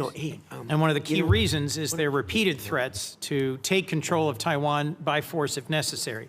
And Taiwan, as we both know, is not just some faraway island. It produces 90% of the semiconductor chips critical to everything from F-35s to iPhones.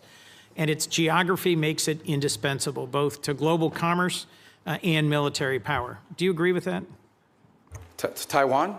Yeah, it's not just strategically important in terms of where it's located. It also is the message that it sends to the world if something were to happen to it. Agreed. That's why for decades, really with leadership from the Senate in a bipartisan way, we've provided arms to deter the PRC's potential military aggression. In fact, you introduced the Taiwan Peace Through Strength Act of 2023.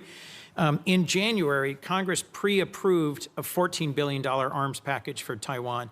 It's been 6 months. We haven't received a notification. Have you advised President Trump to proceed with this? Yeah, it's under consideration. I don't know if you were here a moment ago when I discussed. We just did $11 billion in December, which was, I think, the largest sale in history. It's certainly, I think it was more than the cumulative amount under the Biden administration.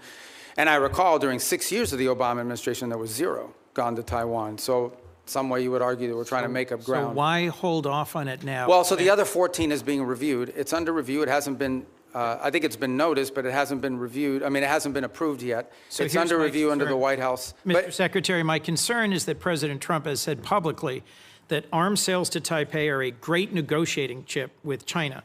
And my concern at a time when the PRC has been far more aggressive than they were in previous years, centerline crossing, circumnavigation of Australia, aiding Iran and Russia in their war goals and aims, frankly, literally helping Iranians target U.S. service members.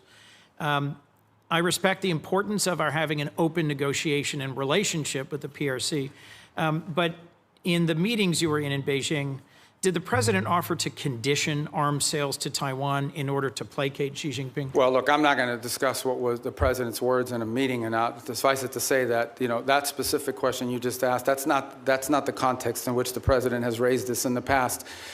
When the president says it's a great negotiating thing, what he's really saying is it's because China, as you can imagine, always mentions this. Like this is a top priority for them. They are constantly talking about Taiwan arms sales, but that in no way is what is holding up our decision-making or the White House's decision-making. It is something the president will have to decide on the timing of when and how that is executed on. It's been approved by Congress. It's been noticed.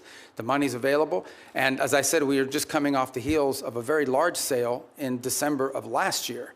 So there are a variety of reasons why these things don't happen immediately. Well, I'll just assert, Mr. Secretary, that there is more reason than ever for the administration with congressional support to continue providing robust military capacity to Taiwan, given that the PRC is more and more regionally aggressive.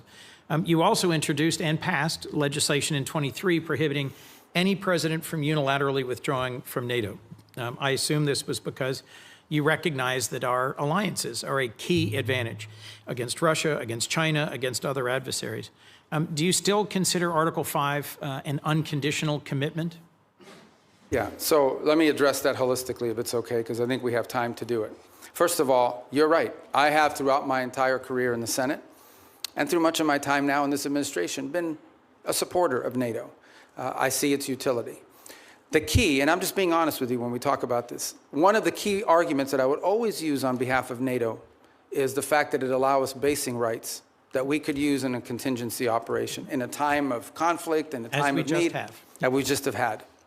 So when you have countries in this alliance, because understand, at the end of the day, we are providing basically the defense backbone of an entire continent of rich countries. These are not poor countries, these are rich countries. And the utility of NATO for us is that it provides these basing rights. Now we are living in a world in which some of these countries, I point to Spain as an example, openly brag about how they've denied us the use of these bases. And so if the core rationale for us being in NATO, if what we get out of NATO is the ability to use bases, and then we have members of that alliance that are basically denying the use of those bases in a contingency, well, it calls them to question the entire thing. Forgive me, I have one more question I want to make sure we get to.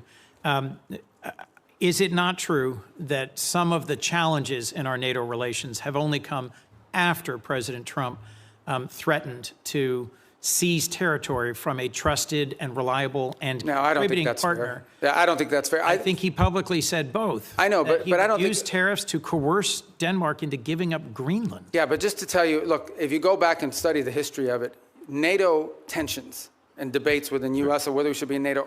In the 1970s, it was the reverse. It was the administration trying to stay in NATO and Congress trying to get us out. Yes. I happened to see a speech, they were playing it after he passed away on C-SPAN, Jesse Jackson at the 1988 Democratic Convention calling for the United States to get out of NATO. So these debates over NATO, you were at that? As was Joe Biden. Oh. Joe Biden didn't support that position then, and I don't support that position. But my point is that these debates about NATO have been ongoing for a long time. There's about 1,100 vetted Afghan allies being held at Camp Silica in Qatar. And that includes 400 children and 150 family members of currently serving active duty U.S. service members. They've been stranded there for a year and a half. And there is talk of sending them either back to Afghanistan into the waiting arms of the Taliban or into war-torn and now Ebola-infected countries like the DRC. And these are people who they or their immediate family members served alongside U.S. soldiers at great risk. Can you commit to working with me and others in this body to support the relocation of these vetted individuals to the United States, especially those who are family members of currently serving U.S. soldiers? Yeah, I can't. First of all, as you know, we're under an executive order now after the National Guard attack here, and so that happened last year. So we can't admit any Afghans at this point into the country. That said, you just pointed to them being sent back to Afghanistan. Our goal, we've worked on this, and we'll work with you on it, is we have talked to multiple countries. Now, I don't know of any single country that's going to take 1,000 people, but we've talked to multiple countries about taking several hundred of these people and allowing them to move to a safe location. As you know, we are operating under not just those restrictions, but broader restrictions about immigration into the United States after 25 million people entered this country illegally over a 4-year period leading up to this administration. The president just but I'll work with you to find the right places for them to go. We want that to happen. The president just raised the refugee cap exclusively to allow Afrikaners into our country. I would welcome a chance to work with you to find safe third countries for these Afghans.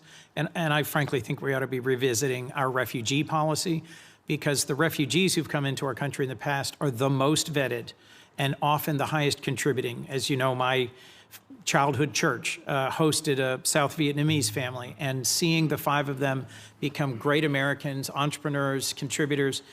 It is refugees from oppression overseas, whether from Cuba or Venezuela, Vietnam or Afghanistan, who have long contributed to the United States. Thank you, Mr. Secretary.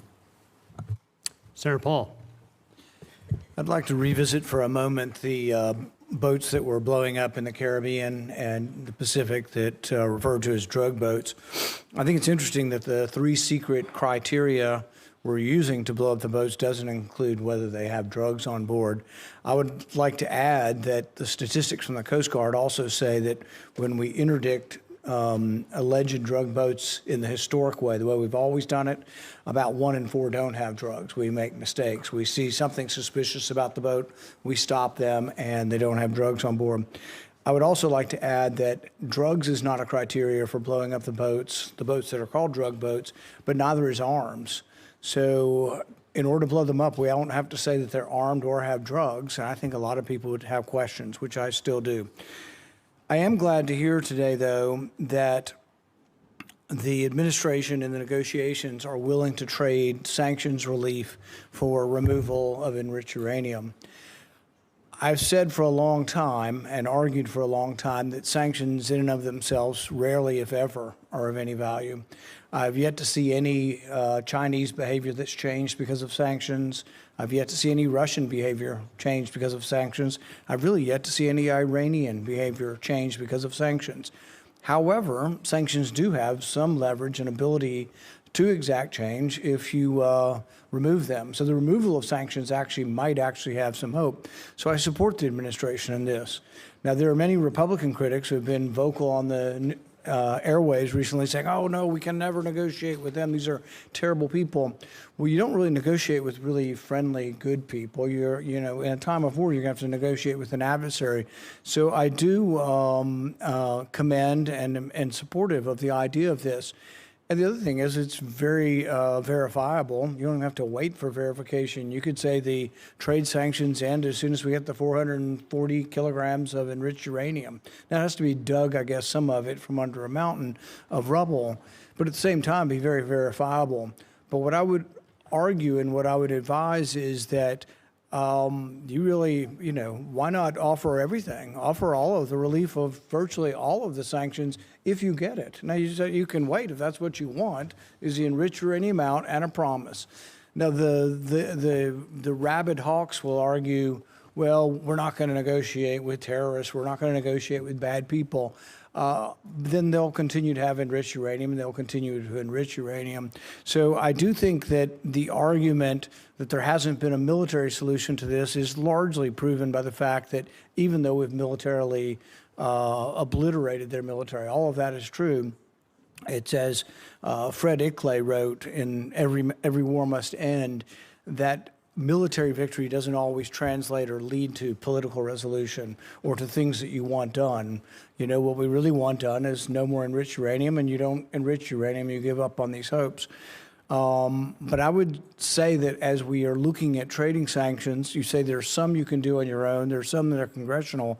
I would be bringing in the leaders in the Congress who can give up on these sanctions and hopefully try to get their voice saying yes, if they will give up. Because if you give up a few piddling ones that that won't change things, that the White House has the ability to do, and you still have all these congressional sanctions, if you're on the other side of that equation, you might say, we're not giving up the one thing we think is leverage, the enriched uranium, for maybe a little bit of sanctions relief. So I would say really go all in on it, because it would be verifiable. You don't have to wait and prove it. You would have to prove in the future whether they're enriching. But I think that is a good step forward. But it's also important for people to have a discussion of what diplomacy is, and that diplomacy doesn't always have a bad name. And frankly, I'm glad to hear that the administration is negotiating, and I wish you luck. And I'd love to hear your response in general. Well, first of all, the president's made clear the priority is Iran can never have a nuclear weapon. And what do they need to have a nuclear weapon? They need a couple things. They need the ability to enrich. That has been substantially destroyed, but could always be rebuilt over time. And the second is the ability, and highly enriched uranium, that's 60%, that could quickly be enriched to 90% weapons grade. The second point you make is about sanctions. So that's the goal here. And the sanctions, first of all, there's a combination of sanctions. There's sanctions that block direct sort of activities that generate revenue. And that's problematic beyond the nuclear program, because they also use this revenue to fund sponsors, to sponsor terrorism like Hezbollah and others around the region. And then there's the frozen assets, which are related to sanctions, but these are Iranian assets that have been frozen that they don't have access to. So what I would argue, and again, I don't want to get ahead of myself because we're not engaged in this conversation with them yet, but if you get into a situation in which the reason why there are sanctions are because the nuclear program, and so if they comply with what we're demanding on the nuclear side of it, zero enrichment, get rid of the enriched uranium, they're complying with these things, then I think that's the place where the frozen assets could be discussed. The more they give, the more they would get. I think ultimately we will still face other challenges related to Iran separate from the nuclear program, like what they use their money on, which is to sponsor Hezbollah and to sponsor Hamas and to sponsor terrorism around the world. But on the nuclear question, which was the president's been focused on now, no nuclear weapon program, the sanctions that are directly related to the nuclear program, the more they give, theoretically, the more they should be willing to get. What they're not going to get it as a down payment. They're not going to get it as a signing bonus. And I would also point out that negotiations on nuclear matters are highly complex, highly technical. And so it will take some time to work through that, as is sanctions, by the way, highly technical and in many cases multifaceted. There are UN sanctions, there are US sanctions, there are US congressional sanctions. So there's a lot to unravel there. Is benefit from the idea of trading sanctions relief for activity. And if you don't ever trade them, if you just have them on the book, then I think they're of little value in changing behavior. Thank you. Senator Booker. Thank you very much. Mr. Secretary, you and I talked a lot about Africa, and I raised concerns about a lot of the cuts. We're seeing globally an increase in tuberculosis, an increase in malaria cases. We see a continued ongoing on the continent HIV crisis. And the United States has pulled back from a lot of its investments in those areas. Now with the crisis with Ebola, we see that the challenges that have been brought about as a result of our surveillance, early detection, and the like. So I'm just very concerned about what the administration's strategy is, because we're clearly seeing here that what goes on the continent of Africa directly affects our public health as well. Well, first of all, I don't agree with that assessment. I mean, first of all, it's not about cutting back. The response here is not just how much money you spend, it's what results you're going to get. Now, let's talk about Ebola for a second. Ebola, the outbreak in Ebola was in a war-torn, isolated rural area in the DRC. That's where that began. Since that time, our response has been very quick, very rapid. Well, so you're saying you did not cut early detection periods. I'm not talking about... I'm saying that whatever you're pointing to as the cut is not the reason why there was an Ebola outbreak. I'm not connecting the two. I'm simply saying... Well, you are connecting them. You said that our cuts... Senator Rubio, I'm not trying to get in an argument with you. I would really like to actually have my questions answered. So very quickly, we cut early detection when it comes to infectious diseases on the continent. Factually, this is not an opinion. We made those cuts. We cut early warning systems on the continent. It had nothing to do with the Ebola outbreak. So I don't need to tell you, Secretary Rubio, that we're living in a place where an infectious disease crisis anywhere is a threat to public health everywhere. The United States has made major reductions in these areas that have put us more at risk. If you're talking about this clearly Ebola crisis, there's other things and other cuts we've made, and you see it factually. Even our own State Department personnel that I've talked to are saying we're less prepared for a global outbreak than we were before. And my worry is, specifically in a budget hearing, is this budget makes even deeper cuts into the kind of things that could prevent the next outbreak, or, as we've seen unfortunately with COVID, have us more prepared. Yeah, I don't agree with that assessment. I don't know who told you that at the State Department. So let's move on. My time is limited. I know, but that's an important question. I don't want to eat up your time, but I need to answer that because I just don't agree with that. Mr. Secretary, you can't even agree on the facts. Because that's not accurate. I mean, again, you look at what we've entered into with these countries. It's not accurate that we cut early detection. Because those have all been repurposed in different arrangements that we now have with these countries. As an example, I would like, for the record, because we're not going to cover it in my short time, if you're telling me we are as prepared or more prepared before the Trump administration came in, I'd like to see the facts. I think when these reforms are finalized, which we're on the verge of doing, we're actually going to be better prepared. We are responding today faster, not just to humanitarian crisis, but to outbreaks than we were before. We are responding in some cases within 72 hours, are able to move funds to task, which you weren't able to do in the old system. And we're also building the capacity of these nation states through these compacts. May I please reclaim my time to shift gears? The Strait of Hormuz, I was listening to their conversations you had with some of my colleagues. We've now seen the Strait close for months, and you explained that we're going to see an opening of the Strait, and ultimately the exchange we will get for that is, after that fact, we will release certain sanctions.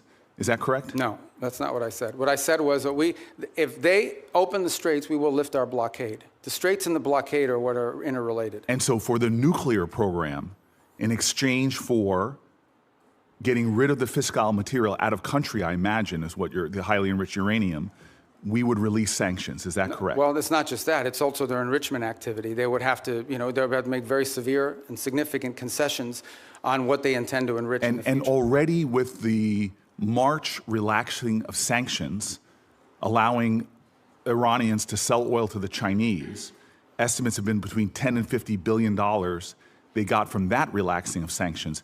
How much money might we see in a deal in our relaxings of sanctions in order to get rid of the highly enriched uranium and stop their enrichment? Well, let me just tell you on that portion. The sanctions that were released on Iran were boats on the water. And so that oil was already out in the marketplace. It was sold at market rates, but the sanctions covered, and to the extent we've been able to enforce them, we have the revenues of those sales. So yeah, the Iranian oil was unsanctioned so that it could be sold, but the revenue would have to flow back to blocked accounts, which our sanctions were able to go after. We've also seized, I believe, 6 vessels in the Indo-Pacific that involved Iranian sanctioned oil on top of it. So that wasn't necessarily a trade. They didn't get $50 billion directly as a result of, they might have gotten some of it, they certainly didn't get the majority of it. They are now losing hundreds of millions of dollars a day in revenue because of the blockade. And the blockade exists because of what they're doing in the Straits. Right, and I guess the conclusion I have, and my time's expired, is that the Strait of Hormuz was open before this unjustified war. We're now scrambling to try to find a way to get it back opened again. Not only is it causing economic havoc to our country and to residents all around this nation, families trying to make ends meet, but you see on top of that, the Iranians finding ways to leverage that, as we allowed them to do with the Chinese for tens of billions of dollars. And so my point is, before we even get to a nuclear negotiation, this regime is getting money to rebuild, purchase more drones, cause more havoc. And this is before we're even trying to get back to a point. But I apologize, I don't understand how they're getting this. What revenue are you referring to? Well, there's 2 sources of revenue we're seeing. One is the revenue from the Chinese, that's factually documented. And number 2, the revenue that you're proposing that they should receive by releasing all of their highly enriched uranium, as well as in making a commitment about their enrichment capacities. Okay, yeah. Hold on. And that was the exact deal that you guys vilified, that the president and you vilified President Obama from having. Yeah. No, so I don't here we think have those are a not the worse situation where Those are not the same our deals. adversary and our enemy, who's causing havoc in the region, who is funding proxies and terrorists, has discovered, thanks to you all, the power of shutting down the Strait of Hormuz. No, they didn't discover. They knew that a long time ago, and they've done it before. Clearly, we all knew that a long time ago. That's why this and they intended to do this at ill-conceived some point war in the should have future never as well. happened. Yeah, but you have made our adversary in a stronger negotiating position. We are the strongest nation on the planet Earth, and we're in a stalemate with Iran. And now we're begging to get back into a deal that you all trashed in the first place. There's no one begging. I don't Clearly, know. this is a Senator shame. Senator Booker, your time's up. But Senator Rubio, since he's I do gone want to over, you address can some of these points respond. because they go to the heart of the matter. No one's begging for anything here. The Iranians might be begging because their economy's losing hundreds of millions of dollars a day. That they are losing. Understand, Iran had street protests going on before all of this started. All of those factors, economic factors in Iran, are far worse today than they were 6 months ago when those protests were happening. They have hyperinflation, their currency's completely devalued, they're struggling to make payroll for their government workers. Iran is in a very serious situation, and if it was up to the political class there, and I understand everybody there is sort of radical in some way, but if it was up to the people that actually go to elections and wear the suits and you see on TV, they'd probably make a deal tomorrow. It's the issue they're facing is that the supreme leader and the IRGC Corps are a little bit more immune from those pressures until they can be convinced otherwise. And I think that's the direction that they're moving in, because the reality, I don't know where you're getting this perception that Iran is stronger. Iran has no navy left. They've lost a substantial percentage of their defense industrial base. That Iran has lost a substantial percentage of their missile launchers. And their economy is far worse today, and I mean far worse today, than it was 6 to 9 months ago. And they are looking at hundreds of billions of dollars of reconstruction costs just to get to where they were 6 months Mr. Rubio, you keep telling us how we're winning this war. The president keeps saying, well, the war's over completely now. Annihilated. The war is not over. And yet the American people see how we're losing at the pump and with their costs, and yet this thing still hasn't been resolved. Every day he tweets out, oh, we've obliterated them, we've annihilated them, they're going to surrender. But yet we still find ourselves spending billions of dollars a week Senator on Booker, a war abroad. You've gone way over. And It would be nice if we had hearings where people Thank had to you, be held Senator accountable. Booker. Senator Scott. All right. Secretary Rubio, so first off, do you think it's important to Americans that the Iranian regime doesn't have nuclear weapons and ability to destroy? I think it's important to the world. Yeah. The whole world. I mean, this question about the Straits is a great example. Imagine, the Straits gives them leverage. Imagine what nuclear weapons would give them leverage to do. At that point, they wouldn't even have to announce that we're controlling this. They would just say, we control the Straits. There's nothing you can do about it because our nuclear weapon will allow us to do it. You will have to pay us a toll for using an international waterway from now on, and you can't do anything to us militarily because we'll blow you up with a nuclear weapon. That is the leverage that they were trying to build. If they ever got a nuclear weapon, not only would they have a nuclear weapon, not only would they control the Straits, they would be able to act with impunity because you wouldn't be able to touch them. You wouldn't be able to do anything about them. Right. I want to thank you for what you're doing. Let's talk about Latin America, which is, as you know, important to a lot of people in our state. So thanks for what you've done with both Venezuela and Cuba.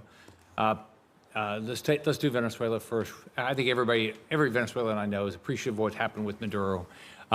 And I know you have a three-step process to get to democracy there. Can you talk about where you are?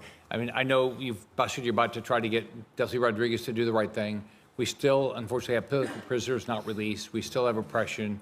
So can you just talk about the process you're going through? Well, first of all, I remind everybody, what's today, the 2nd? So it's literally been 5 months. Right. Like, I know it seems like it was 10 years ago, but it's been 5 months. And I think Venezuela is in a better place today and in a better trajectory today than it was 5 months ago. Now, is it where it needs to be? Is it where it needs to ultimately wind up? The answer is, of course, no. Ultimately, in order to truly transition, they have to have multi-party, free and fair elections. But the conditions for free and fair elections are the following. First of all, you have to have a free and open media. And while you've seen independent journalists are now, for the first time, activated again, that has to exist. Political parties have to be given the space and time to organize. The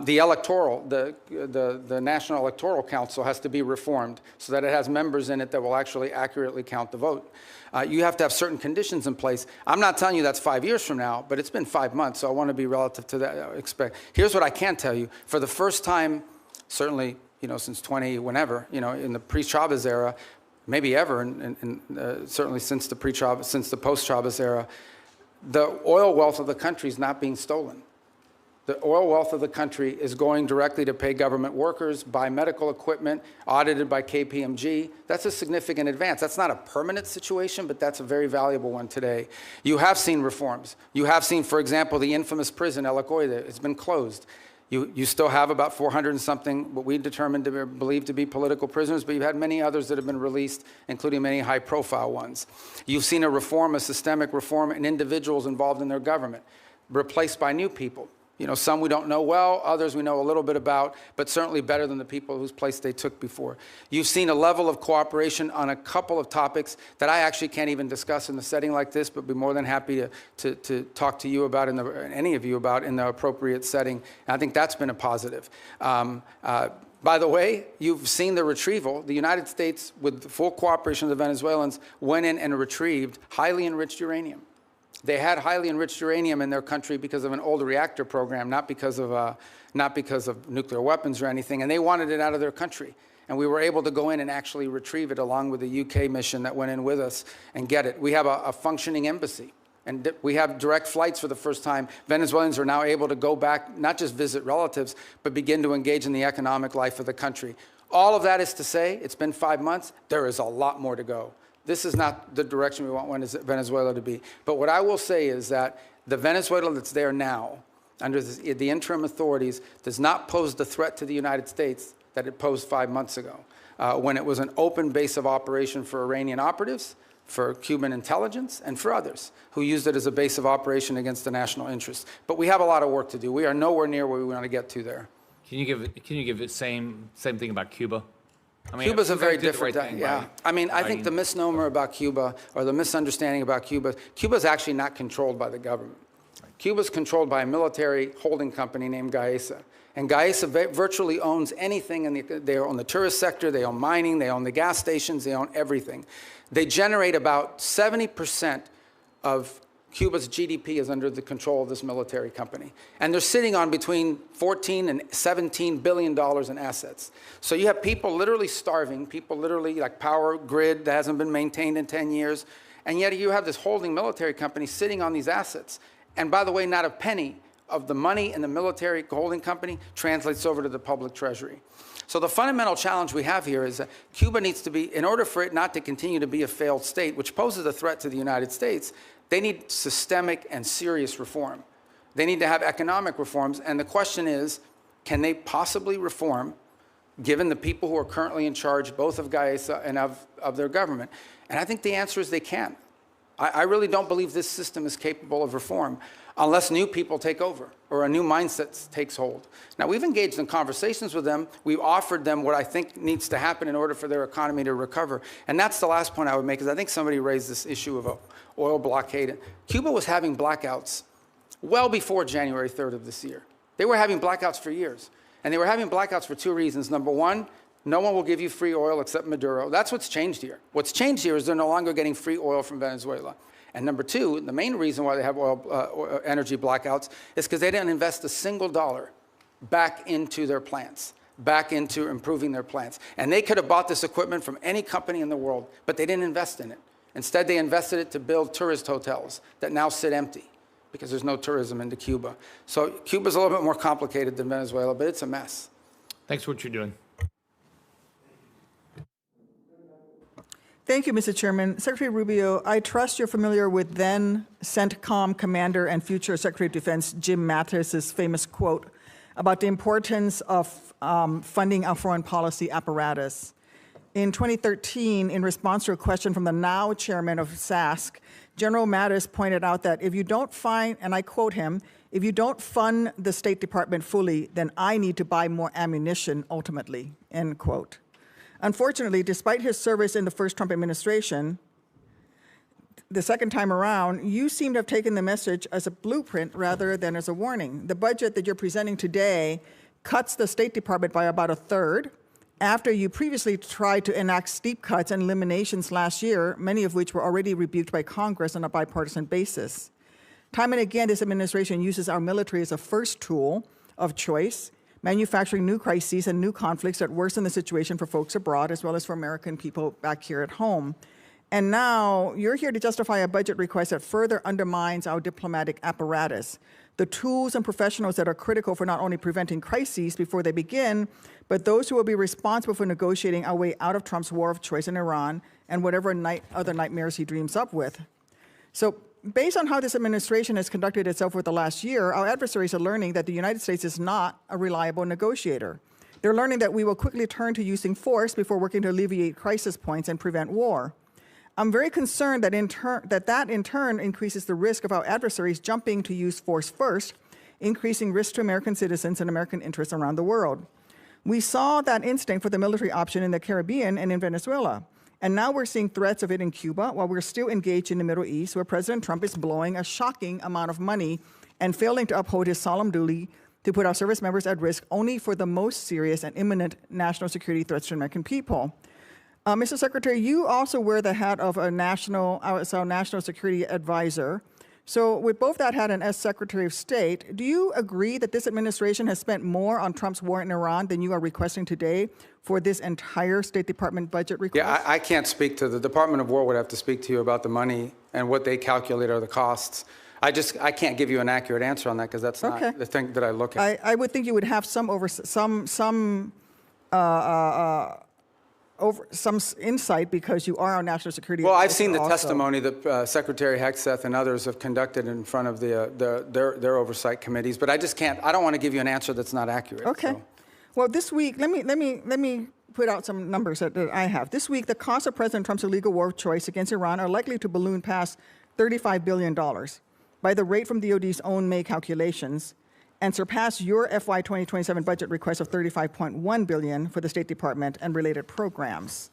That's an astonishing figure, worth repeating. In just 14 weeks, President Trump will have blown through as much, if not more money in Iran than he thinks Congress should spend on U.S. diplomacy for the entirety of the next fiscal year.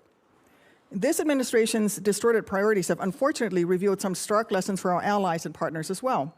The United States' use of force first will make them less secure as they'll be caught in the crossfire, left scrambling to protect themselves and their people. Mr. Secretary, do you agree that under Operation Epic Fury, our allies and partners in the region have expressed concern about their security and the threats that followed from this administration's uncoordinated actions? No, I think our allies in the region have been very cooperative, some obviously very aggressively cooperative, like the UAE as an example. Kuwait's been fantastic. Obviously, no country likes to have their oil and their energy infrastructure hit, but I think it's a reminder to them of the threat that Iran poses. And the one lesson when this is all said and done is it's reminded them of, despite all the friendly talk that you've seen in the past, how dangerous Iran is to their own interests, how the billions of dollars Iran has spent, despite sanctions. Iran found the money to build drones and rockets. Okay. And luckily, we've taken a lot of them out, but they still have some, and they still have the ability to launch My question is about our allies in the region expressing concerns, because, you see, public reporting in early May revealed that Saudi Arabia denied U.S. basing and overflight related to Trump's ill-conceived plan to escort ships through the Straits of Hormuz, and they're still not supportive of this risky tanker escort plan. And the Strait is still worse off today than it was before Trump initiated this war.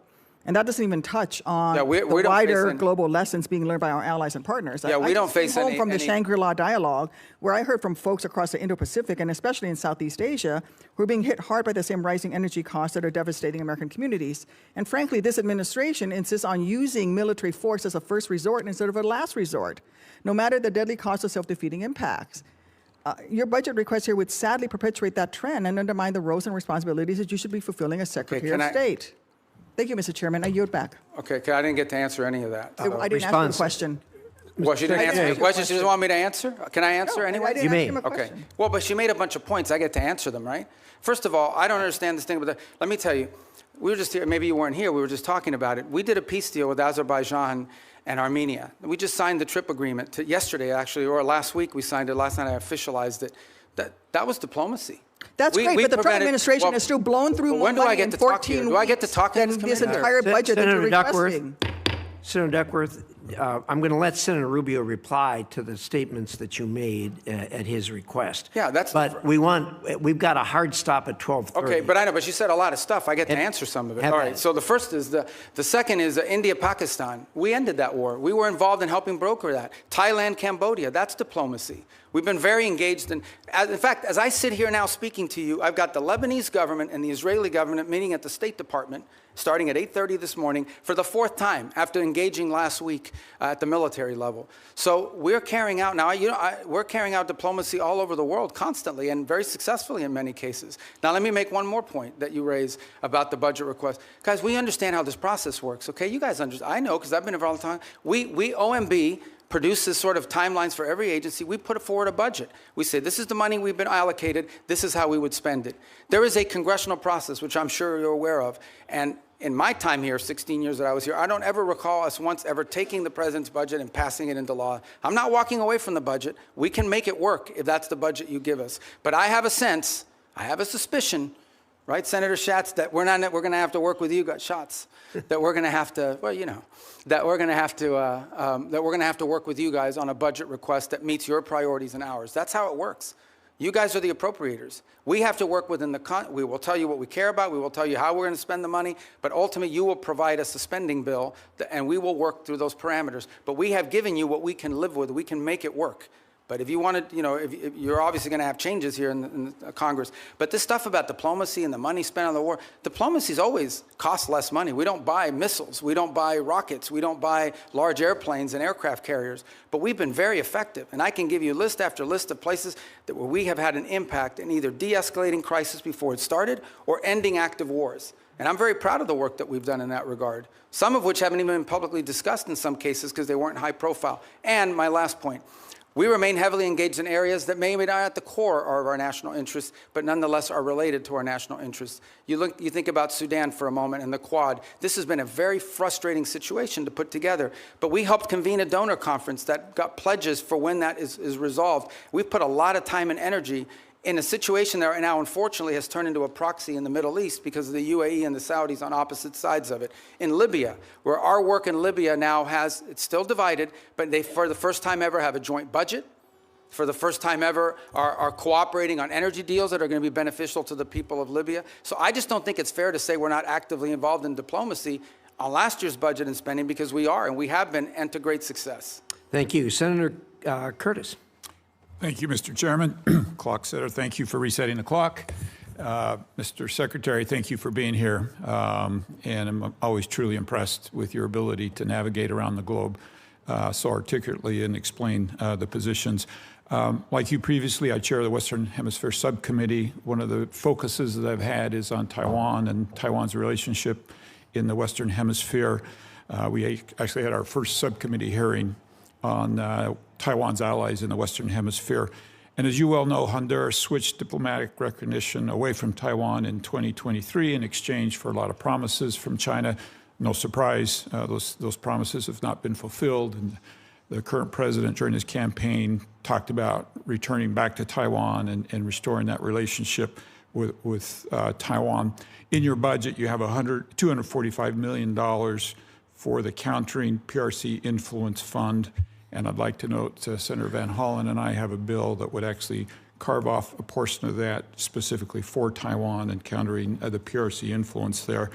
So I guess my question is, what can the U.S. do potentially with that fund, countering PRC influence fund, for Taiwan, particularly as it relates to Honduras, kickstarting that relationship, developing joint set of economic priorities for Taiwan in the Western Hemisphere, anything else we can use that fund for? Yeah, well, first of all, the reason why these countries switched recognition primarily was because the Chinese would go in and they would say, if you switch recognition, we are going to provide you this loan, this, and in some cases worse than loans. Maybe there was even cases of bribery and things of this nature, but we're going to provide you, a free this and a free that. We're going to build an auditorium for you. We're going to build a bridge. We're going to build a port. And they haven't kept many of those promises. So I think the first thing is to just point to the fact that, switch. Yeah, in many cases, these things are not provided. The other angle of it is if it's loans, they create these debt traps, which is an argument we make all over the world, particularly in the hemisphere.